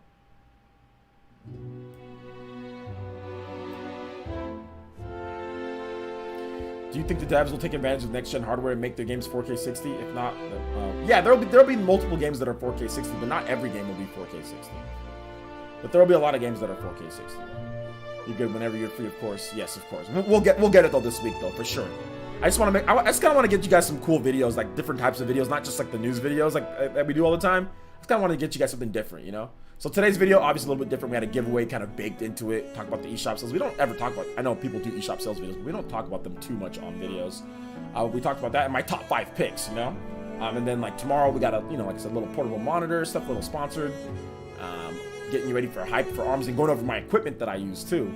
So you guys will actually be able to look at my equipment. I'll have links in the description for all my equipment that I use, which we don't do videos like that at all. So we'll have links for all that for my equipment that I use, which I still reminds me, I have to shoot another shot with my monitor playing Smash on my regular monitor too. So I got it, that reminded me. But yeah, should be good. Should be good. Should be pretty good. Soulfly Senpai says, what games have you been playing lately? I need some recommendations on what to play next. Check out my channel, dude. Xenoblade Chronicles. That's pretty much the game that I've been playing a lot lately. Xenoblade Chronicles. Did you like Secret of Evermore on the Super Nintendo? I did, but I didn't like it whether Secret of Mana or like Chrono Trigger. Why didn't you tell me Bleeding Edge came out? Oh, well, I Bleeding Edge was already out. I mean, I don't know. I don't know. So it's already out. Have you played NBA 2K11? Playing those Jordan challenges was dope. Yeah, I have played NBA 2K11. I have the game, but I don't like NBA 2K. I played it for a bit. It doesn't feel like real basketball. Like I played basketball a lot when I was younger. I played, you know, high school, and I played like in junior high, and elementary. I won titles playing basketball. You know, like I know how to play basketball. Like I'm not a scrub in basketball. But I know how to play it. It doesn't feel like real basketball at all. Like it's even worse than Madden. Madden doesn't feel like real football, but Madden feels more like football than NBA 2K feels like basketball. Just 2K just doesn't feel like basketball to me. It just feels like a bunch of people trying to make it feel like basketball, but I don't know. There's just something awkward about the controls in that game that just make it not feel fluid at all, not feel like basketball. But hey, it is what it is. Can you play NLA Daytime from Xenoblade Chronicles X? Absolutely. We'll get that next, Zero Chaotix. Thank you for the support. If you want a couple more tracks, let me know, Zero Chaotix.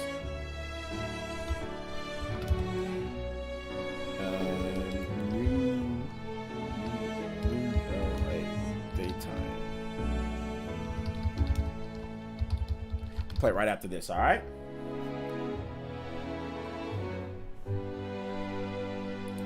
TH3, I know you play basketball, right? TH3, like it just doesn't. It just, I mean, it's not bad. I don't think it's a bad like game overall. I mean, there's some bad things about it, and like you can like 2K, but it just something just feels blocky and not right about 2K playing, but like 2K basketball. I don't know. It's not a bad game though, by any means.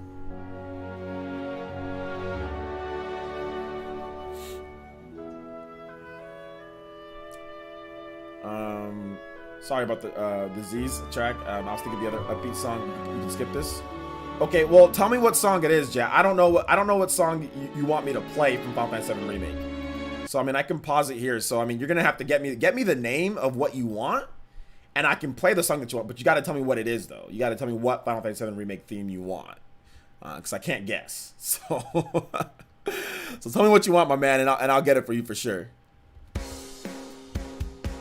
So we're gonna play Zeo Chaotix track real quick, and then we're gonna move to Juice Man Vaughn has a song, so we're gonna get that. So we'll get the Mute City. We'll get that next.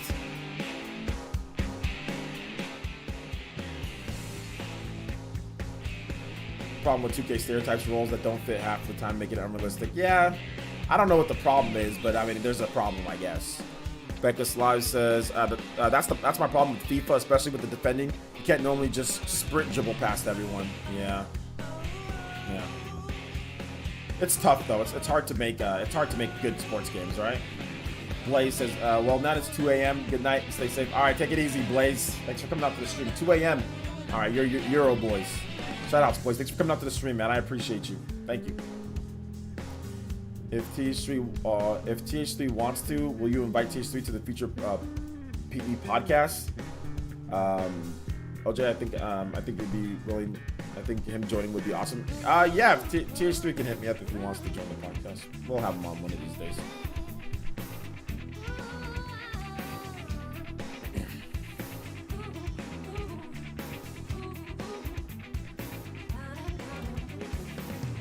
So 2K gives you roles like lockdown defender, emphasizing certain skills over others. This isn't bad, but it takes away from the other aspects of the game. Okay. I used to play soccer a good bit, and I hope for FIFA to be like 10 minutes. I don't know. If like soccer at all, yeah. New LA music in Xenoblade Chronicles X is great. I don't know why many people dislike it back then. I think Xenoblade Chronicles X has the Majora's Mask type of the Zelda cycle, but with Xenoblade, you know? So I think Xenoblade Chronicles X was definitely the Majora's Mask of the Xeno franchise. Mr. Court, thank you so much for the Court. Thank you so much for the subscription. Appreciate that. Welcome to the Elite Ninja Village, my boy. Hey, what's up, Kate? Welcome. I know you've been here for a while, but welcome, Kate. Shoutouts. How you doing today?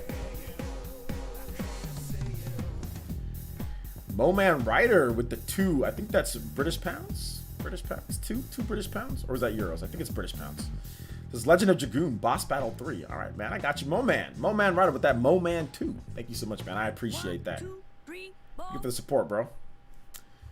All right, let's go ahead and get this next track here, and that is Mute City. Oh, thank you for the support today, guys. I appreciate that. It really does mean a lot to me when we get a lot of support on the streams, man. It makes me obviously it helps us keep the streams going, but it really does help out with the channel. So I appreciate you. As we as we remodel things and actually get our, you know, our regular video views back up and all that. Because it's going to take a while. It's going to take about a good 2-3 years to actually get some solid views. So thank you guys for supporting the stream in the meantime, man. Thank you. All right. Ding, ding, ding, ding, ding. Ding, ding, ding, ding,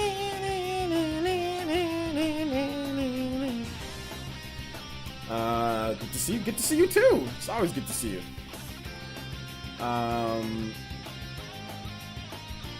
Next up for OJ's channel is OnlyFans. No OnlyFans for me, man. No OnlyFans. I'll never get to that point, to be honest. Like that, I'll never get to that point. But no, we got a Patreon. That's good enough, right? We got YouTube. We got Patreon, so that's good enough. Time frame for Nate the Hate video on the beard. I was just joking around, but I might do something. I might do something. Maybe when I have like a big video and I want them to promote it, I'll hit them up with that 100 and see if they can do some advertising for me.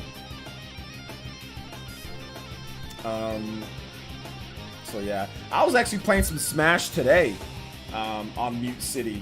I was out shooting my video for my lapel monitor. Man, dude, Smash feels great. It feels great. Yo, Ace with another Joe. Ace with the 10th song request. Looks like you've got music backlog going on right now. LMAO. Yo, Ace is becoming kind of like a round table here. Ace, okay, I feel you, bro. Definitely working your way up. You're definitely working your way up the Elite Ninja scale. I appreciate you. Hey, Ace, I appreciate you, homie. Am I following you on Twitter? I think I am, but if I'm not, let me follow you on Twitter, homie. If I'm not, just tag me again, so I can just make sure. Thank you for the 10. Thank you for the continued support, man. I appreciate you. And he says, looks like Ape Escape. Okay, Ape Escape OST Time Station. Okay, I got you, Ace. I was playing earlier different characters. Yeah, Ape Escape would be dope on the PS5. Brawl had the best versions of all the songs. Brawl had some pretty good stuff. But overall, I think Smash, obviously Smash Ultimate just has like 1,000 music tracks or whatever, right? So Ultimate has this like crazy soundtrack. But yeah, Brawl had some really dope versions of songs. Do you think we'll ever see a new F-Zero again on the Switch? I think F-Zero will come to the Switch at some point. Yeah, I think F-Zero's coming. I think it is. Hey, but thank you, Ace, for the 10, man. I appreciate that. A lot of JoJo boys today. I think we had about 5 or 6 JoJo boys. So shout out for the JoJo boys today, man. Not sure if you care, but some clips from the Cuphead show came out. Do you have any interest in the show? Not really. I know you're into animation, so I know you probably have interest in it. But not really. But we'll see. We'll see though. We'll see how the show, you know, how the show is, and then maybe I might be interested in it more or not. Bombing mission. All right, bombing mission. I got you. We'll play the bombing mission, then we'll get some other music. We'll get the Legend of Dragoon music. So we'll play that bombing theme for you, all right? Right after this. All right. So this one's actually done. So yeah, that was a good, solid 3 minutes. So hey, thank you, Juice Man Vaughn. Hopefully you enjoyed it. Hopefully everybody enjoyed that F-Zero music. So let's get this bombing version here. Final Fantasy VII Remake. We finally got it right here. We finally got it right. All right, so here we go. This one's a little bit long, but we'll get it. Overall, Brawl is still my favorite one of the series. The later ones just don't hit the same high points. That's a ridiculous notion. That's a ridiculous claim, in my opinion. That's ridiculous. I can't agree with that in any type of way. I'm sorry, Ninja Gamer. That's the only thing that you can say about Brawl is that it has Subspace Emissary. That's the high point for that game. Is Subspace Emissary. Everything else is inferior to other Smash Brothers games. Like, there's not a single thing, maybe with the exception of N64. But like Melee has better, more varied and better combat. Smash 4 has better online, has more characters, and you don't trip. Smash Ultimate has better online, more characters, and you don't trip. Has more game modes, just has more content overall. I can't vibe with that. Smash Brawl, while I like it, and I think that it still was a good game, and I think it's fun to play, there's what high points are you talking about? What are the high points? It has extremely broken roster too. While we're at it, like Meta Knight is absolutely top tier broken in that game with no patches to fix anything. I can't. I get it and it's opinion, but Indie Gamer, I cannot endorse that opinion. That opinion, what is that opinion based off of outside of just probably Subspace Emissary hype? Like I can't vibe with that opinion. What are the high points? Like, and you don't play the game competitively. So like, what are the high points? You're tripping. The online is pitiful. You think Smash Ultimate? You think Smash Ultimate's online's bad? Smash Brawl has the worst online. It's nostalgic. That's it. I mean, it has good music, but Ultimate has way more music. Ultimate has more characters, more music, more everything. What's the high point of Brawl? That's what I want to know. I can't. Brawl, a great story and music. Yeah, even Melee's combat is better. Melee is a better game. Like, I just think Melee, you move faster, you have more variation. Melee is just better. Melee is just a better game. Like, I mean, I don't know how else to put it. Like, you can wave dash. You can just. There's so many more techniques. Melee is just better. You don't trip. Just a better game. You know. Brawl's just.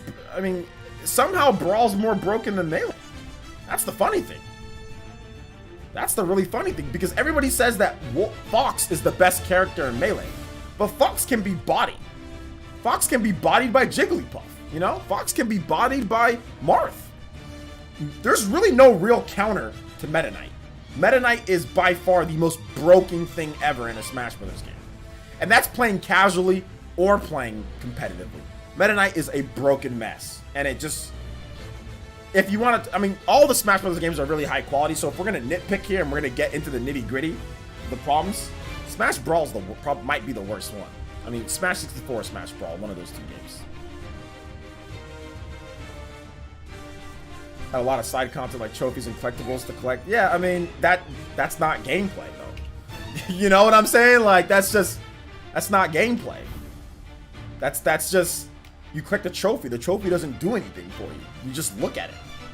You know? Like, and that's what I said. It's Subspace Emissary. It's based off of...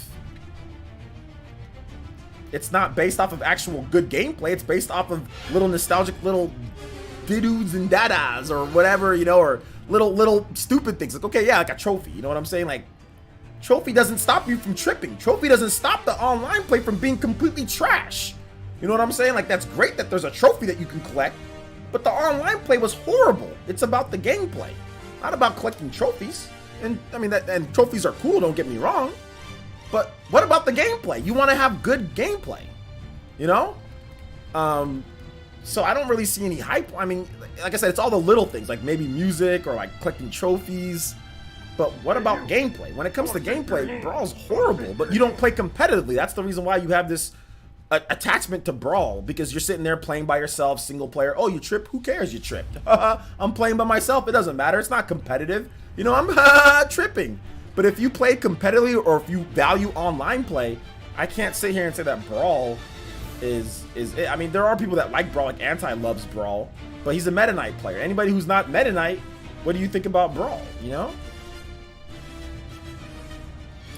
I don't know, I just can't. I can't vibe with it. Only good thing Brawl had was a menu design. Oh, well, but I still like Melee more. Yeah. I mean, that's what I'm saying. Like, it's just like, it has the little things. Like, it has like the trophies and it has like the Subspace Emissary. But at the end of the day, when you look at the core combat in Brawl, it's not great because you trip. You trip. It's slow. Brawl is probably the slowest game in the series outside of Meta Knight's fast butt. Thank you, Juice Man Bomb, for another $2 donations. Can you play the Brawl version of Final Destination? Definitely. That's really good. But I mean, I don't know. Tripping and slow gameplay. Like, Ultimate's just way faster, too. Ultimate, Melee, and even Smash 4 are just faster than Brawl, which is funny because Smash 4 is pretty slow, and yet it's faster than Brawl. Gameplay-wise, it's faster than, it's a tad bit faster than Brawl, which is interesting. But, yeah, Brawl's just slow-paced game. Except for, like I said, except for using Meta Knight. Meta Knight's fast.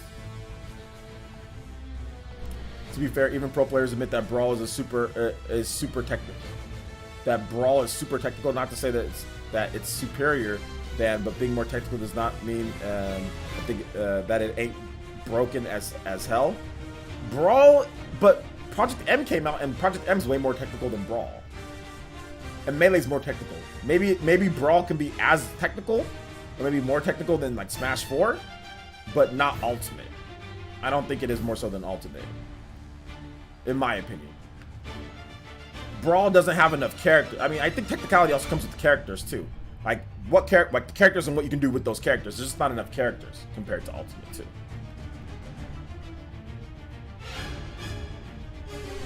Well, that's exactly like, you know, you don't like fighting games, so you don't care about online play. You don't care about competitive play. You don't care about those things. So that's why Brawl is the high point for you, because the stuff that's important in a fighting game, you don't care about. So Brawl will be like, you trip, who cares? Who cares? It doesn't matter. It's just a game, you know? Like, yeah, I'm just playing Brawl, you know? Like, so if you trip online play, you don't care about online play. You don't play it at all. So, but like, objectively speaking, I can't be sitting here and giving Brawl is really, nah, Brawl's just, there's some issues. All the things I saw Bayonetta do, I thought she was the most broken character in Smash history. No, Meta Knight is the most broken character in Smash history. With launch Bayonetta being right there. It's like 1 and 1A. Launch Bayonetta was broken as hell. And Diddy Kong. Diddy Kong, it probably goes Meta Knight, Brawl Meta Knight, launch Bayonetta, launch Diddy Kong, early Diddy Kong. Those three are the most broken characters in Smash history, or in that order, in my opinion.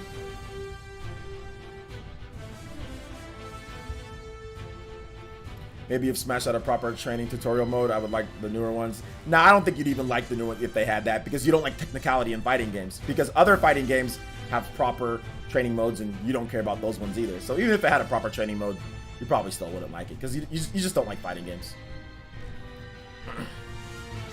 I went back and played Brawl again, and let me tell you, yikes, yeah, it's slow. The Gamer 2323 as a guest in the PE podcast? Maybe. They nerfed Diddy too much, though. I don't think they nerfed Diddy too much. I don't think they did. He was still really good. He deserved those nerfs. They nerfed Sheik too much.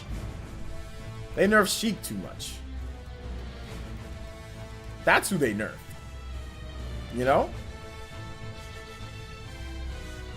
Like, Smash is easy to play. Why don't you... well, there's not a proper practice mode.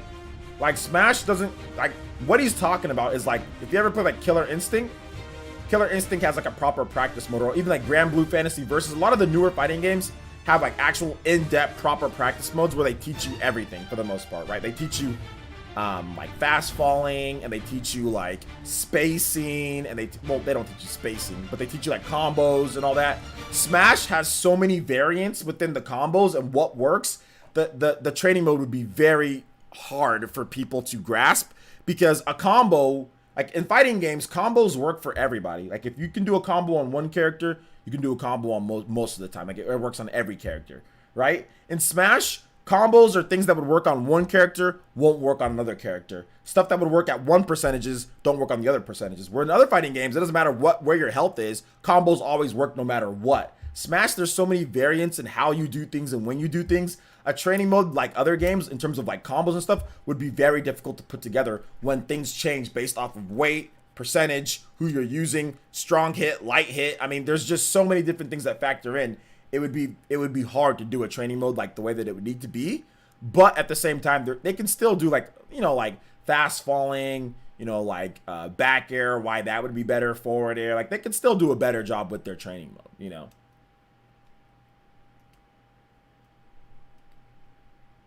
There's a lot of variables, so it'd be tough to do a training mode like other games, and it would take a lot of time. And I think I think they've talked about how they want people just to play the game and have fun. And if you want to get into it competitively, if you really want to learn the game, there's like a million different resources that are on your phone, and you can learn how to play the game. You can learn how to play Smash, and you know, very quickly. So I think that's the reason why they're aware of the internet, you know, and people learning how to play the game. So yeah. All right, next music. We've got Legend of Dragoon boss battle. Hey you, I want to shake your hand. I want to shake your hand. Boss battle 3.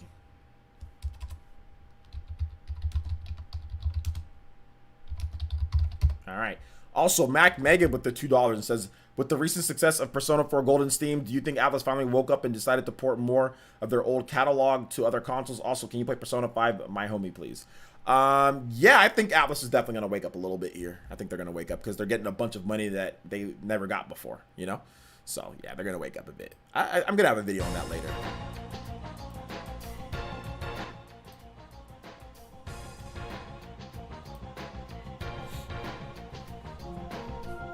When you played Smash 64 since you was a kid.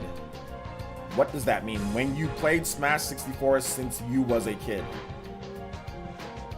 What are you talking about, Beverly? Do you think the most broken DLC in Ultimate? The most broken DLC in Ultimate? There is no broken DLC in Ultimate, but the best character in the game is Joker, for sure.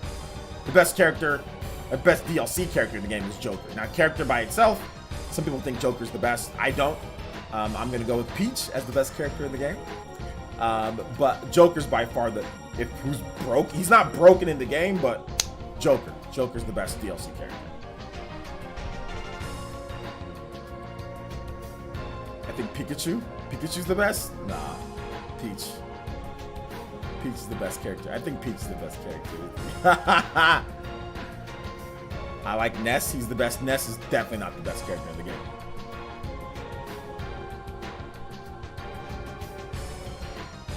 Not with that recovery. Not with that. His recovery can be absorbed, can be countered, can be blocked. Not with that recovery. Palutena, maybe before the nerf, you can say that she was maybe the best character, but I don't think she is. Ultimate has too many matchups, though, to say who's like the absolute best character in the game. It's tough to say. Many people say Pikachu, though. I mean, I can see why Pikachu. You know, people might say Pikachu's the best character in the game.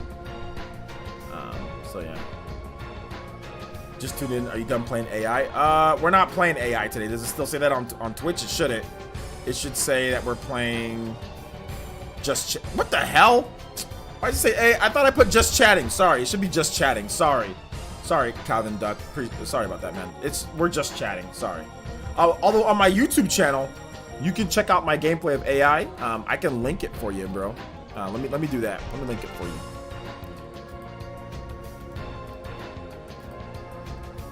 It says AI on YouTube too. Why does it say AI on YouTube? What the heck? It should say Jump Force. Huh.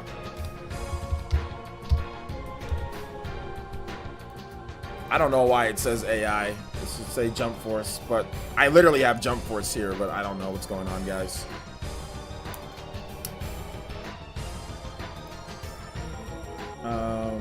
Since 1999, it was the first time Smash 64. Yeah, I played it when it launched, Beverly Carter.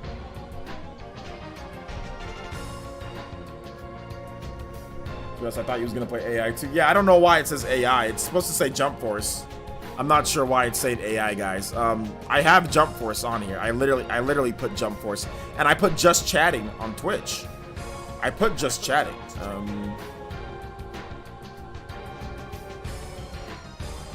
Okay, now it says Jump Force on mine. Now it says Jump Force, so I don't know what's going on. Maybe there's a little bit of a glitch.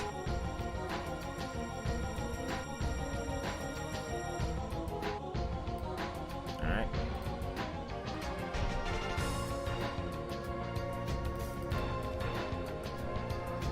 Whose recovery do you like better, Joker's or Byleth?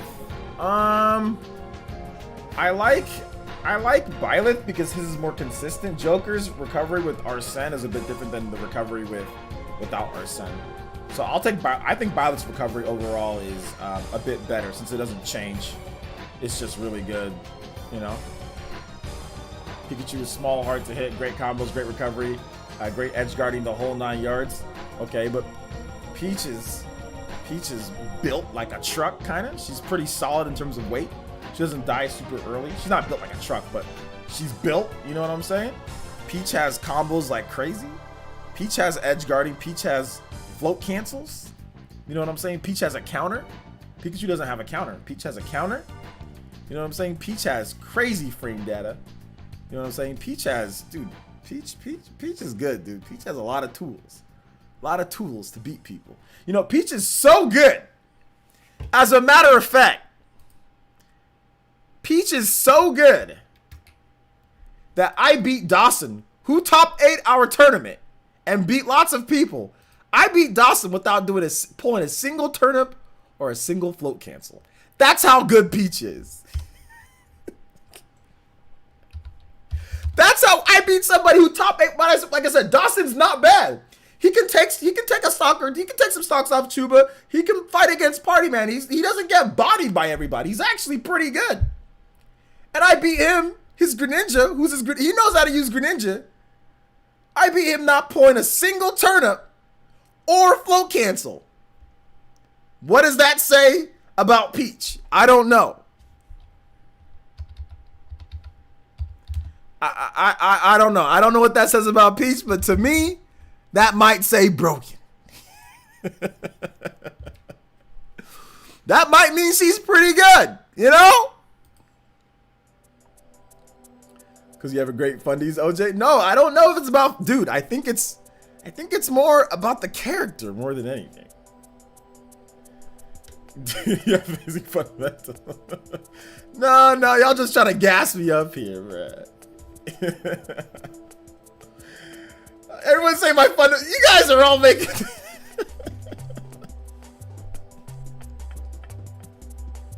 Fundamentals, huh? No credit for Peach? So what if I used, what about the villager? How come I can't win with the villager? Like, what if I didn't use a single Lloyd Rocket or something else? Could I beat Dawson? I don't think so with villager. So what if I did that with villager? Would I still win? What about with Simon or Richter? What if I did like a no freaking fire, no holy water, no holy water and no cross? How about that? Can I win with no holy water or a cross? It'd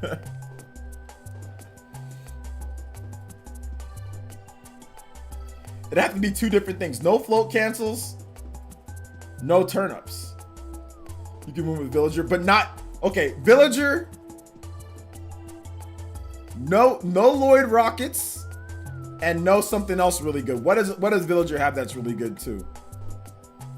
No slingshot? I don't know. Or no tree? I could probably win without that stuff because villager is just stupid. But we're gonna put this Ape Escape song one more time for Ace because he's actually donated quite a bit today. So we'll get a loop going for you, man. And we'll turn it up a little bit more.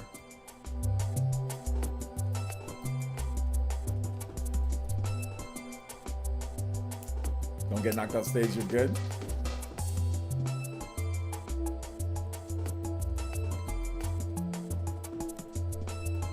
Villager be pocketing those projectiles. Yeah, he can pocket projectiles.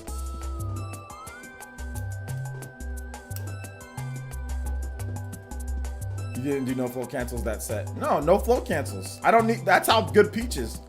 No float, I didn't have to float cancel and I didn't have to pull a turnip to win. That's how good Peach is. You don't gotta use some of her best tools, which is float cancel and also turnips.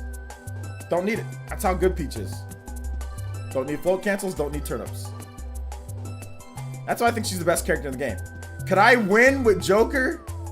With, let's just say I can, I don't know, what would be Joker's best stuff too? Joker,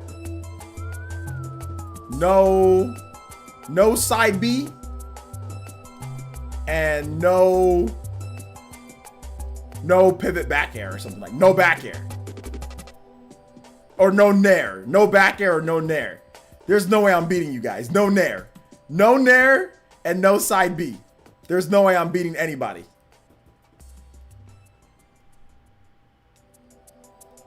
Getting Arsene with Joker is not an automatic win. Because when you hit him, the Arsene meter goes down.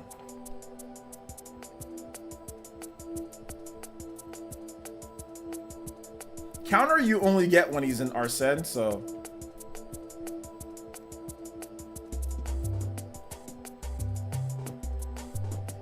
Hey, what's up, Swifty? Welcome to the stream. You don't need turnips because you're already turning up with those fundamentals. 2-piece and a biscuit, bruh. Bruh.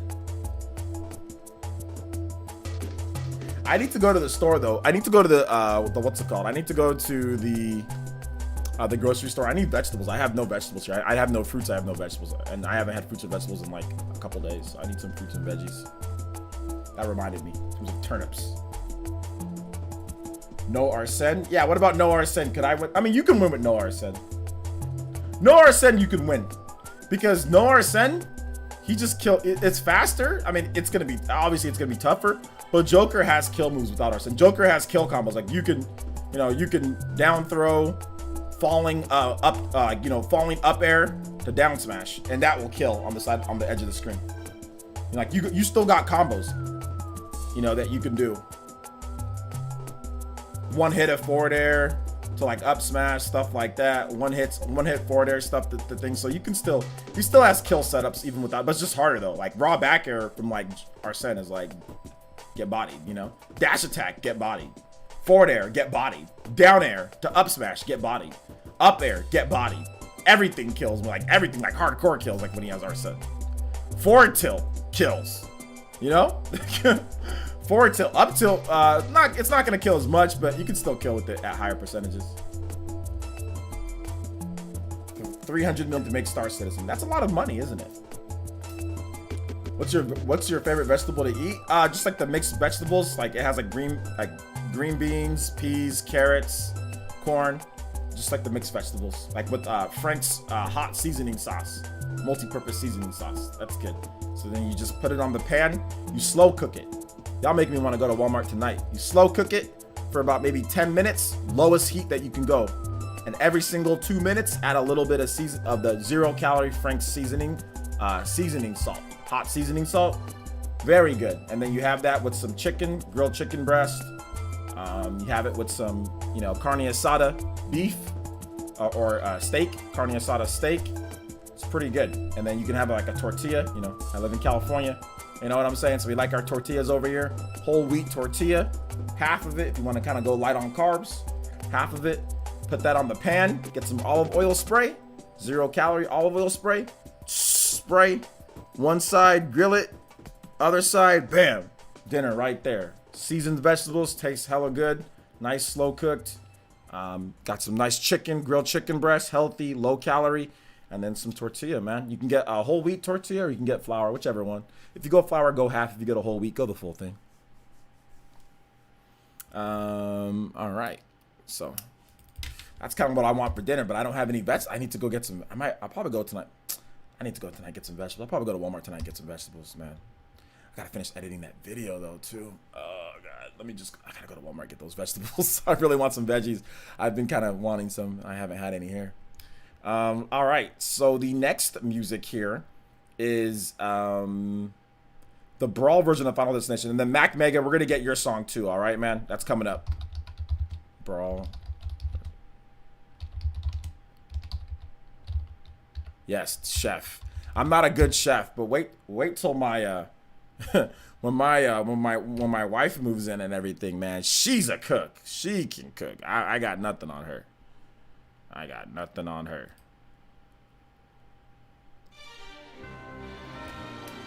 You should do a cooking tutorial video. Sounds like it would be fire. Maybe. OJ, go buy your food. I'll stream till about. Let me see. Where we at? So I'll stream till about maybe the next I'll stream like another 15 minutes, 20 minutes. I'll answer questions. Then I'll go before 7. I'll just hop in my car, go to Walmart real quick, get some veggies, get some food. So yeah, we'll go till about then. So we're good. I want to give you guys a full stream today.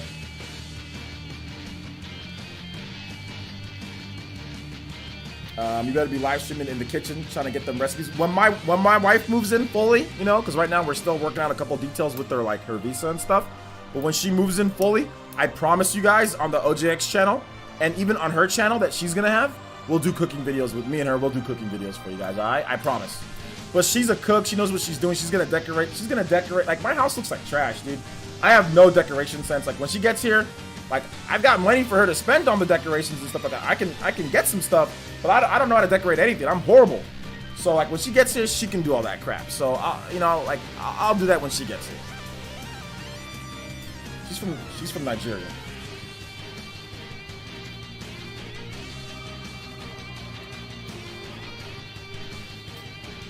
What's the competitor to Walmart in California? Where I'm at, it's Myers. I'd probably say like the competitor would be like maybe like Sam's Club or something like that. It used to be like Kmart. That's not around anymore. But I'd probably say like Sam's Club or something like that. I don't know.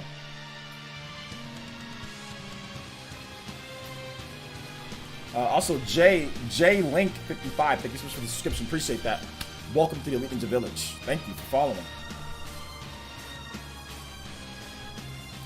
Do you think Joker coming to Smash was the main catalyst in people wanting Persona games to come on Switch, or was it demand before? There was demand before. For just Persona in Smash Brothers, you know. But I think Joker coming to Smash definitely heightened it quite a bit, though. That's for sure. But I remember there was people that were saying that they would like to see Joker in Smash Brothers, you know, before we even knew that Joker was coming to Smash Brothers, you know. Sam's Club is owned by Walmart. Okay, then I don't know what the hell I'm talking about then. I didn't even know Sam's Club is owned by Walmart. Dude, I don't know if we have a true competitor to Walmart then.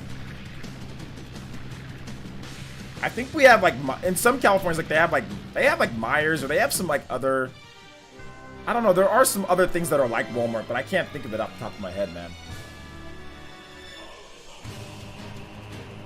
Target? Yeah, Target would be, yeah, Target, there you go. Target. Yeah, Target. There we go. Target. Sorry, I don't know why I couldn't think of anything. Target is a competitor to Walmart. Absolutely. Target.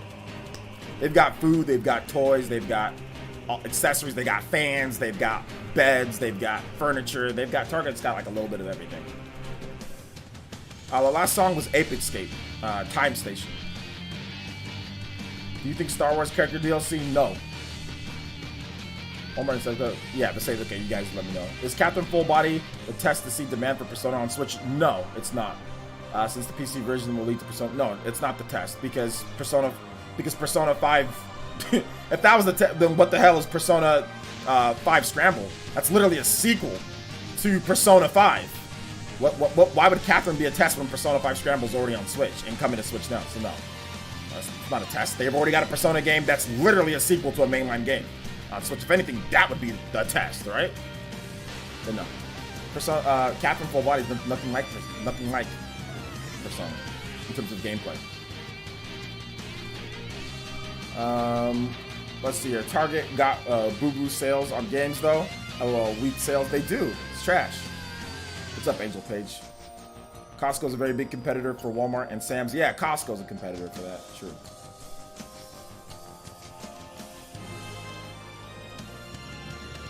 The reason why I don't think we're going to see Star Wars DLC is because EA doesn't make any Star Wars games on Switch. Like zero. None. Nothing.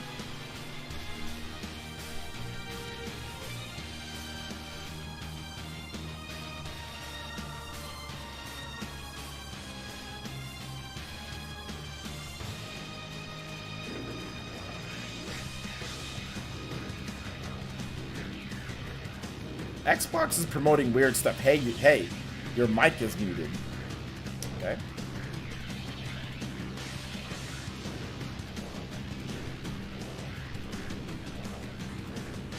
Weird.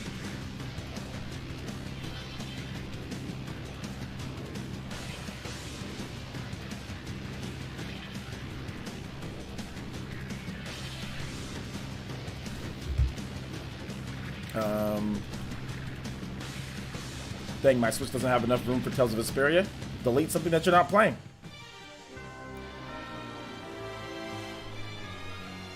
Any thoughts on The Last of Us 2 having high Metascore despite spoilers coming out? I already talked about like the game. I already knew the game was going to be good. I already knew the game was going to score really high. I already knew. So my thoughts are, I told you so. When everyone was go back to the episode where I talked about it, I was like, dude, it's still going to sell well. It's still going to review well. It's The Last of Us. And it's exactly what I said it was going to do. So, yeah. So no surprise by me. That's why I didn't really talk about it. I was like, dude, I already knew. You know, I already knew. All right, next up is Persona 5.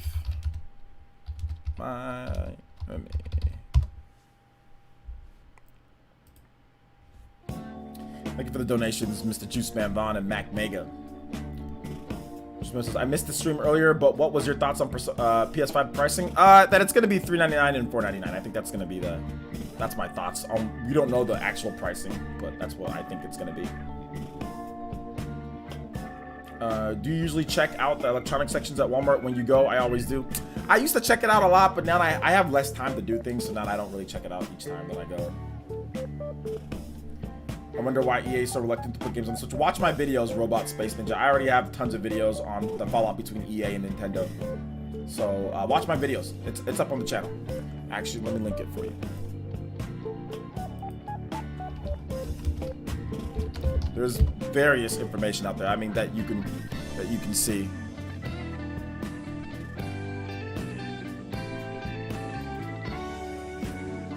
But they are gonna, according to EA, they are gonna be putting some games on the Switch this year. So we'll see what they put.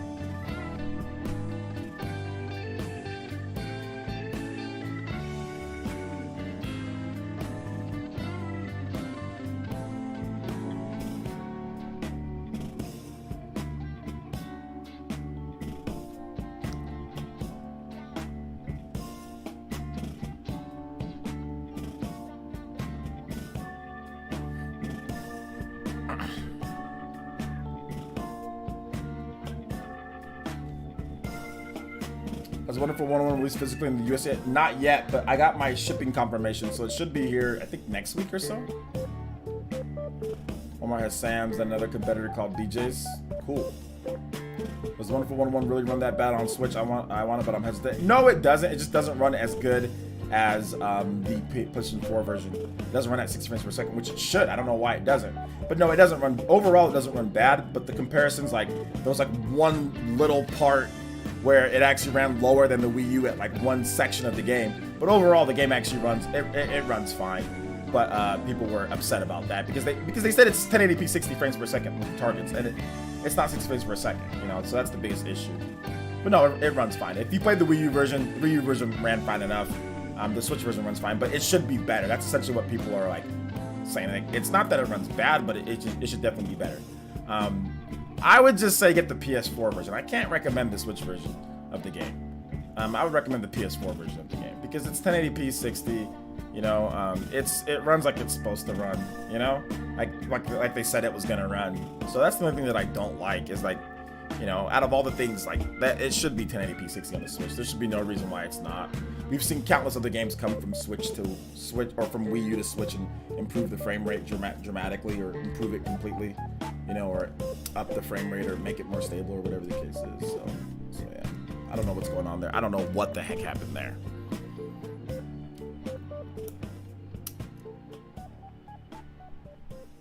I also have another video about EA can't stop lying about Switch support, so I can post this one too. I'm surprised people still don't know what happened between EA and Nintendo. I mean, it's kind of like it's been out there for a while now.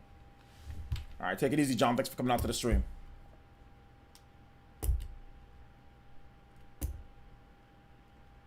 I don't think a Wonderful 101 character is getting into Smash Brothers.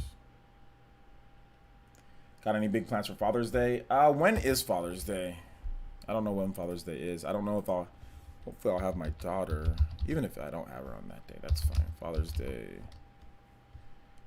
So when is Father's Day? Sunday, June 21st. I probably won't see my daughter on Father's Day. But I'll go see my mom.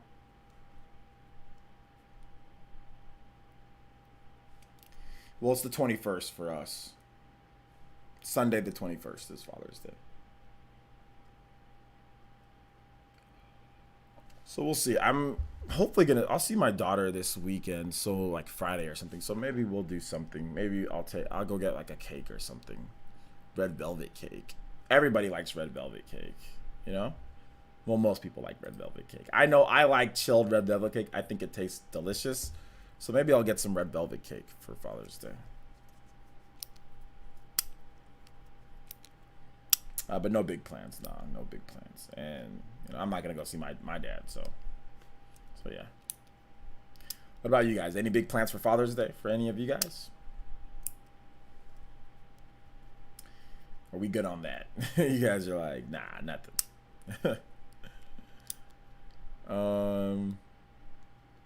Any other questions before we wrap this one up, boys and girls? I feel like streaming more, but I gotta get this video done tomorrow morning. I still got a lot more to edit. I didn't finish it. I tried to finish it today.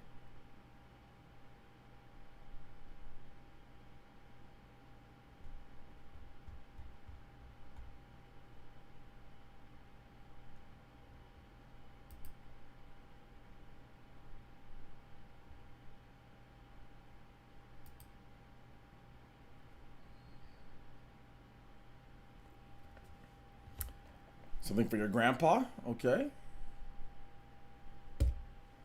Gift card, okay, sounds good, man. Yeah, definitely getting like your grandpa a gift card, or, you know, getting, you know, even if it's not like your blood father, like getting somebody that's like a father figure, getting them something, that will mean the world to them. Yo, Cedric with the late Joe.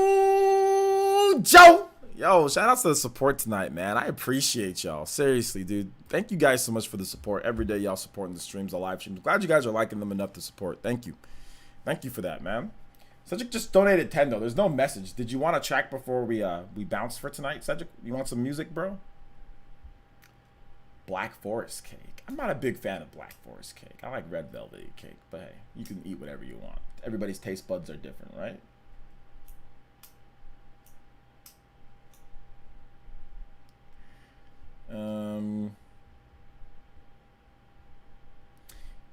I think we're good. I think everybody's kind of content with today's stream, huh? We're out. We usually would play a game, guys, but I really got to get editing this video, man. I really got to get editing this video. So we're going to go ahead and call it right there. But let me read off what Cedric had to say here. And he says, I got my dad a card for Father's Day. Probably get him some food. You should get that red velvet cake and treat yourself. Just wanted to donate because you are you awesome. Hey. Yo, Cedric, thank you so much, man. No, you're awesome. Ever since you've joined the village a few months back, man, you've been supporting the stream. And honestly, your support along with all the other Elite Ninja and people watching is what keeps these streams going strong. And to where I can stream for, you know, 3-4 hours at a time and stuff like that. Yo, Ace! With the Toby Blaster! Let's go, Ace, with the huge support. Ace actually became the top stream ninja with that one right there. He actually became the stream Hokage. So he says no song requests, just showing support. Yo, seriously, you guys are awesome. Yo, the Toby Blaster to finish out, that Toby Blaster, no song requests. I'll play a song anyway. We got to finish out on a song. I'll play a song anyway. I'll play one anyway. We'll play some Persona or something like that. Yo, shout outs to Ace, my boy, showing that mad support. All of you guys are freaking amazing. Thank you so much. Yeah, I'll treat I'll treat myself. I'll get some red velvet cake. I'll probably splurge. I'm gonna get some like Popeyes and like red, because like Popeyes has red velvet cake. They just the slices just aren't big enough, you know. So I'll probably get some Popeyes red velvet cake, you know, and get some Popeyes chicken. I rip off all the skin. I'll get some like red beans and rice, just some some obviously unhealthy food for me. But I'm gonna exercise really hard this week. I'm gonna exercise Monday through Friday. So I'm gonna be running in my backyard, you know, every day. So I'm gonna burn off some calories. So I'll be all right. So yeah, even if I don't get to spend Father's Day with my daughter, like, you know, it's just a day. Like I can, if I see her Friday, we can celebrate Father's Day that day. You know, it doesn't matter. So thank you so much, man. Thank you for the 20, Ace. Thank you for the 10, Cedric. Let me play some music. Let's see here. All right, we gotta play a banger. What's a banger? Area of Souls are kind of a banger. This is a Persona banger. You're awesome, OJ. Hey, thank you so much, Brian F. I appreciate that. I never celebrated Father's Day after mine passed away until last year. I wish it to my mother because she was both my mom and my dad. I never thought of it like that then before. Yeah, exactly. You know, that's something that I've done before too in the past. I would celebrate. It's like, yo, we get 2 Mother's Days then, you know, because like I'd celebrate that because like my dad wasn't around for all my he was around till I was about 13, about 12 or 13. Then he left. So he was around when I was a kid, like, and I thank him for that. Like, I don't have any ill feelings towards him or anything like that. So, but yeah, I've only seen him one time in the past.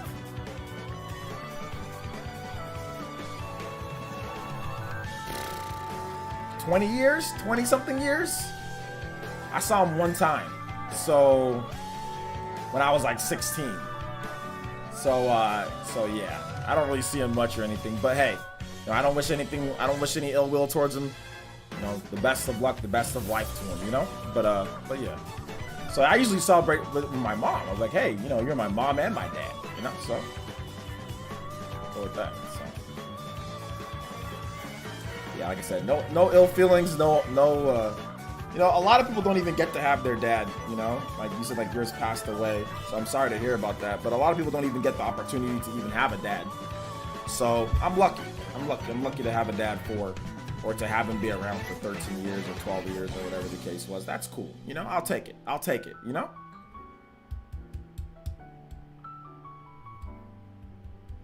$14 the last time you saw him, 19 now? Yeah.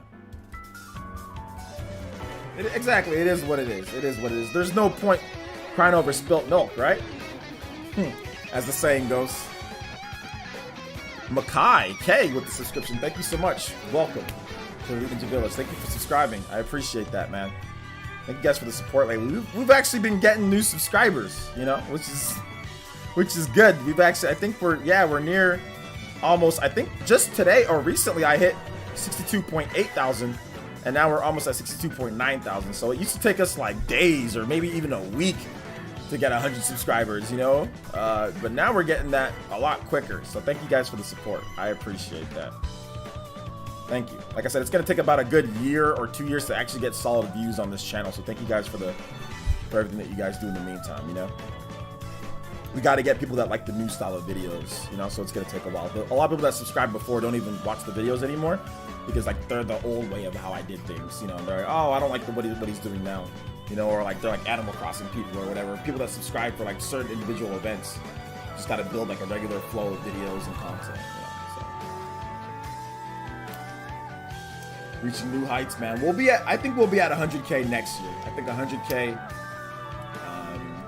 We'll be at 100K. I think next year will be how we actually get to 100K would be next year. We're gonna get some momentum throughout this year once we have like some directs and stuff like that. I'm gonna do some big stuff, and then next year will be when we really push past. We'll probably get to like 70 something K this year, and then next year we'll finish out that last. Yo, Ibrahim Gooner with the Toby Buster. Let's go! Ibrahim Gooner with the 15. And he says, I've been doing side quests in Xenoblade Chronicles Definitive Edition and listening to the stream since you started streaming. I can't believe it's almost 3 hours already. This stuff is really timeless. Yeah, man, it really is. I mean, I think that's the coolest thing. Like, Xenoblade Chronicles on the Wii, you couldn't do that because you really had to pay attention or you had to look up where you needed to go. But with Xenoblade Chronicles Definitive Edition, you can knock out side quests watching the stream. You don't gotta pay attention. If you're like leveled properly, you can literally just follow the blue line, do whatever they ask you to do, hit a couple monsters, and then go back. And it tells you exactly where everything is.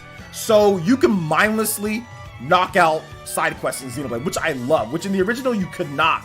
Because you have to know, you have to pay attention to where animals are and where wildlife is. You just gotta pay, you gotta go there and farm different things. But, you know, now like it's way easier just to knock out side quests and, you know, and do all that. So yeah, I love it. I actually watch streams all the time and knock out side quests in Xenoblade, you know. So for me, I do the same exact thing. So good stuff there for sure. Let's play a little bit of Xenoblade Definitive Edition music though for that 15, man. I gotta extend it just a bit for you guys, man.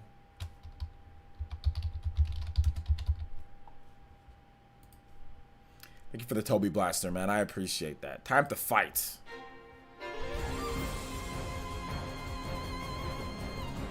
It's a fantastic Xenoblade Definitive Edition is a fantastic game. It's so #free game. It's such a good game. To be honest, look, and I might make a video on this, but I don't want the PlayStation fans to kill me. but it kind of bodies Final Fantasy VII Remake. I mean, like I said, they're both like, and I know I made a video earlier talking about the best remake. Obviously, Xenoblade isn't a remake; it's you know, it's a remaster. But I've put 60-something hours into Xenoblade, and it feels like 10 hours. By the time that I got through with Final Fantasy, I was so like, let me just get through this. Let me just get through this. Let me just plow through this game, because it started to get so like claustrophobic and repetitive at times. Like, don't get me wrong, the structure was just annoying. You know, like zipping all over the place and not having certain party members. I just wanted to beat the game. Xenoblade, it's like, yo, 60 hours in, doing every side quest, like it's hype, you know? It's just, it flows like water, you know? It's seamless. And like you said, it's time, like Xenoblade has a timeless flow to it. Like the way that side quests work, the way that leveling works, the way that everything works in Xenoblade is just so much more non-intrusive, you know? Final Fantasy just has some issues with pacing and wonkiness, you know, that makes it like once I beat it once, I was like, I'm done. Like, I don't want to go back and lose Barrett for 40% of the game and have Tifa sometimes. Now I don't have Tifa. Okay, now I do have Tifa. Okay, now I don't have Aerith. Now I have Aerith. Like, I don't like that now. And I've never liked that in RPGs. When they take away characters and give you some characters, then take them away for, I don't like that. And I know that's how Final Fantasy VII is. I know, but Final Fantasy VII eventually gives you all the characters and then some more, and then you get to travel in the open world. Whereas Final Fantasy VII Remake is literally wonkiness throughout the whole game of rotating characters and weird stuff happening. Final Fantasy VII, the original, gives you all your characters and lets you go to the open world. There is no real open world part in Final Fantasy VII Remake. It's all straight through parts. It has value. They added value to the game. Like it's 40 hours or 50 hours or it's worth the money, but the structure is just, it makes it nowhere near as enjoyable as Final Fantasy or as Xenoblade Chronicles Definitive. It's just not. But the graphics are way better. The quality obviously is way better. The audio is way better. You know, that stuff's better, but everything else isn't as good. But that's just my opinion. You'll change your mind with part 2. I might change my mind with part 2. I might or I might not. We'll just see how it is. But yeah, part 2 is going to be a lot better, which I've said multiple times. You can't beat Zord, go level up. Final Fantasy VII side missions were a drag. Yeah, they were kind of a drag, and sometimes you're kind of like running around a lot. They weren't very good. There were some good ones, but they weren't. Final Fantasy VII Remake's side missions were not good. I still consider Xenoblade Chronicles Definitive Edition a remake in between a remake and a remaster, but yeah, Xenoblade Definitive Edition better than Final Fantasy VII Remake, hands down. It's a little bit more than what a normal remaster is, which, you know, the Xenoblade team said that it was, because they did remake some things, they remastered other things, so. But I guess it's not enough for remake. Remake has got to be like everything or whatever. But yeah, whatever. End of the day. I was wrong on that one. Past 45 minutes you've been playing Xeno, yeah. Which Final Fantasy VII Remake was more open? Yeah, the part 2 will be more open. Part 2 will be more open. What's up, skipping tracks? I'm new for me, so I'm new to Xenoblade, so it's a challenge. You can put it on. There's an easy mode too. So if it's really too hard for you and you can't beat it, put it on easy. There's a casual mode in the option setting. However, go level up. Stop trying to fight Zord at freaking level 12. You know, level up. Go beat up some people and level up. Level up your skills too. Your skills are probably all garbage. You know, like I'm saying, go level up your skills. Make sure you go to shops and buy the books that can get you more levels for your skills. So then go into your arts and then level up your arts so they can do more damage and you can do more things and they can last longer too. Level 20? Yeah, go be higher than that. That's too low. You're a scrub. That's scrubby. Zord at level 20? Scrubby. I wish your opinion was shared on the Spawncast. I asked what game of the year was so far, and none said Xeno. Well, because it's a remaster, and that's the reason why. Because it's a remaster, not like a complete remake. If it was a complete remake, I think everyone would say Xenoblade Definitive Edition if Xenoblade Definitive Edition had completely remade graphics from the ground up, or like way better, like all around, let's say like, you know, like the faces and the hands, let's say they did that with everything in the game, right? So they remodeled everything like to where it was really different. I think Xenoblade would have jumped up a lot higher. I think it would have jumped up, but the fact that it's still like a Wii game remastered, but not everything, that's the reason why. But like I said, but we'll see.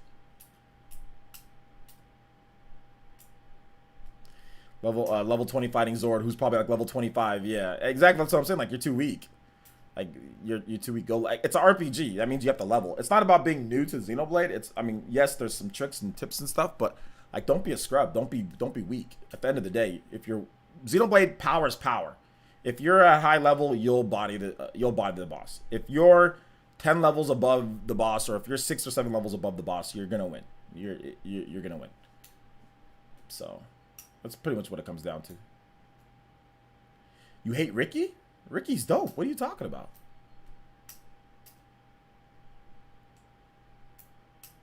Yeah, the the hype is actually real, honestly. I think I like the Definitive Edition better than Torna. Also, thank goodness for Charla. She's a lifesaver. Not based on what people say here.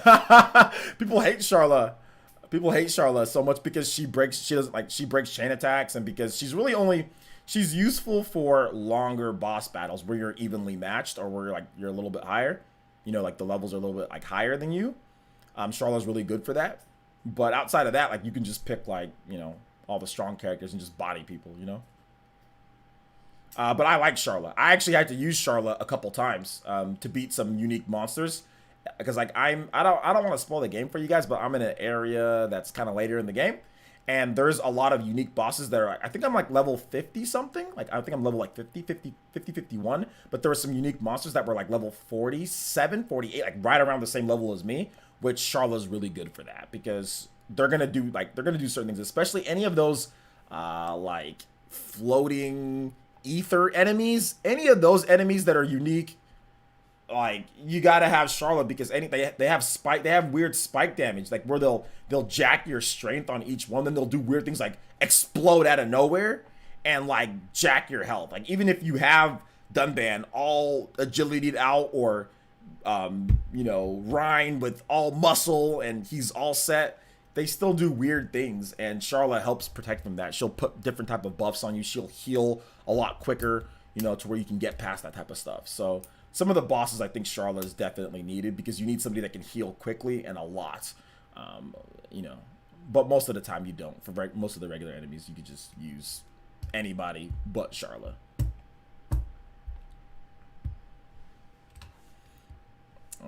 So yeah, speaking of Ricky, my sis likes Ricky too, but she hates his English voice and prefers his Japanese VA. LOL, not surprised. Yeah.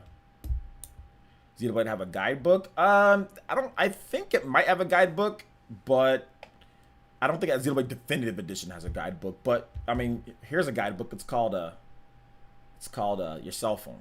So, you know, Xenoblade Wiki can help you. Anything that you need help on, Xenoblade Wiki got your back.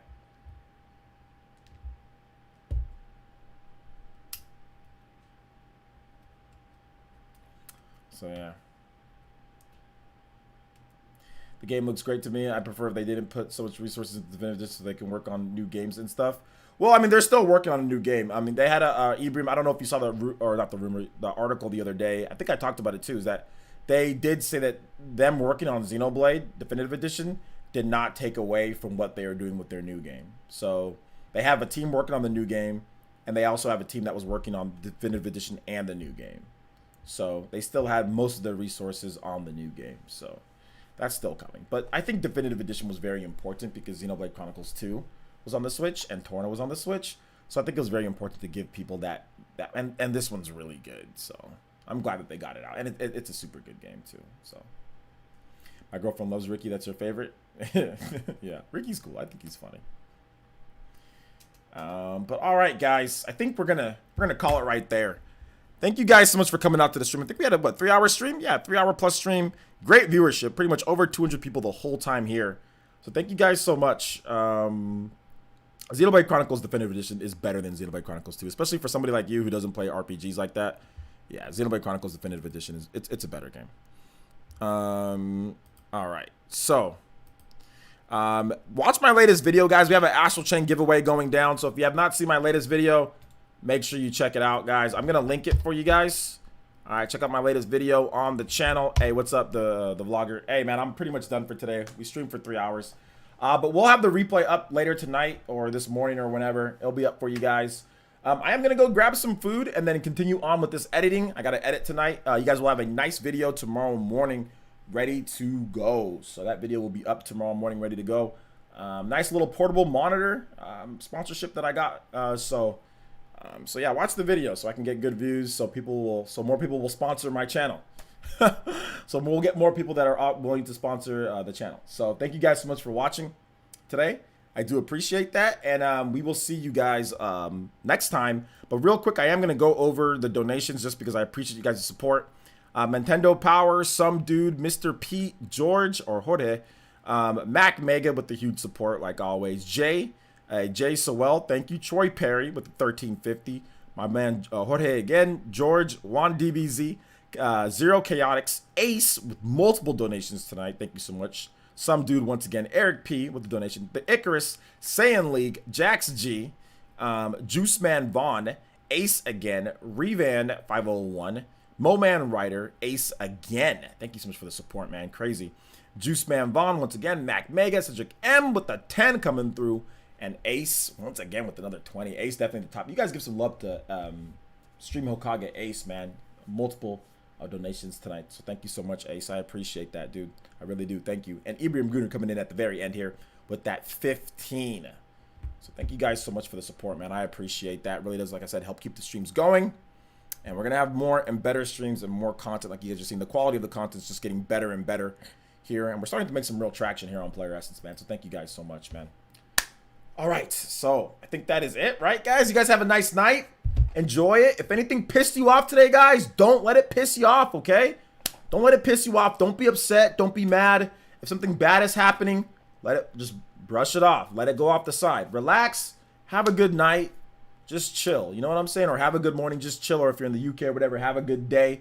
Just relax. Just take it step by step. If you're going through something bad or something is hurting you or whatever the case is, just chill, relax, and just take it step by step, guys. Just take it easy, all right? Because I know a lot of you guys are going through some stuff right now. So just take it easy.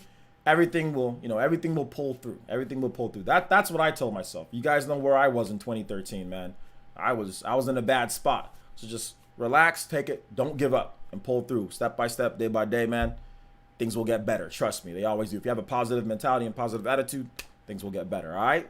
So thank you guys so much for the support tonight, and you guys have a good one, all right, guys? We'll see you guys tomorrow. Okay, guys? Bye.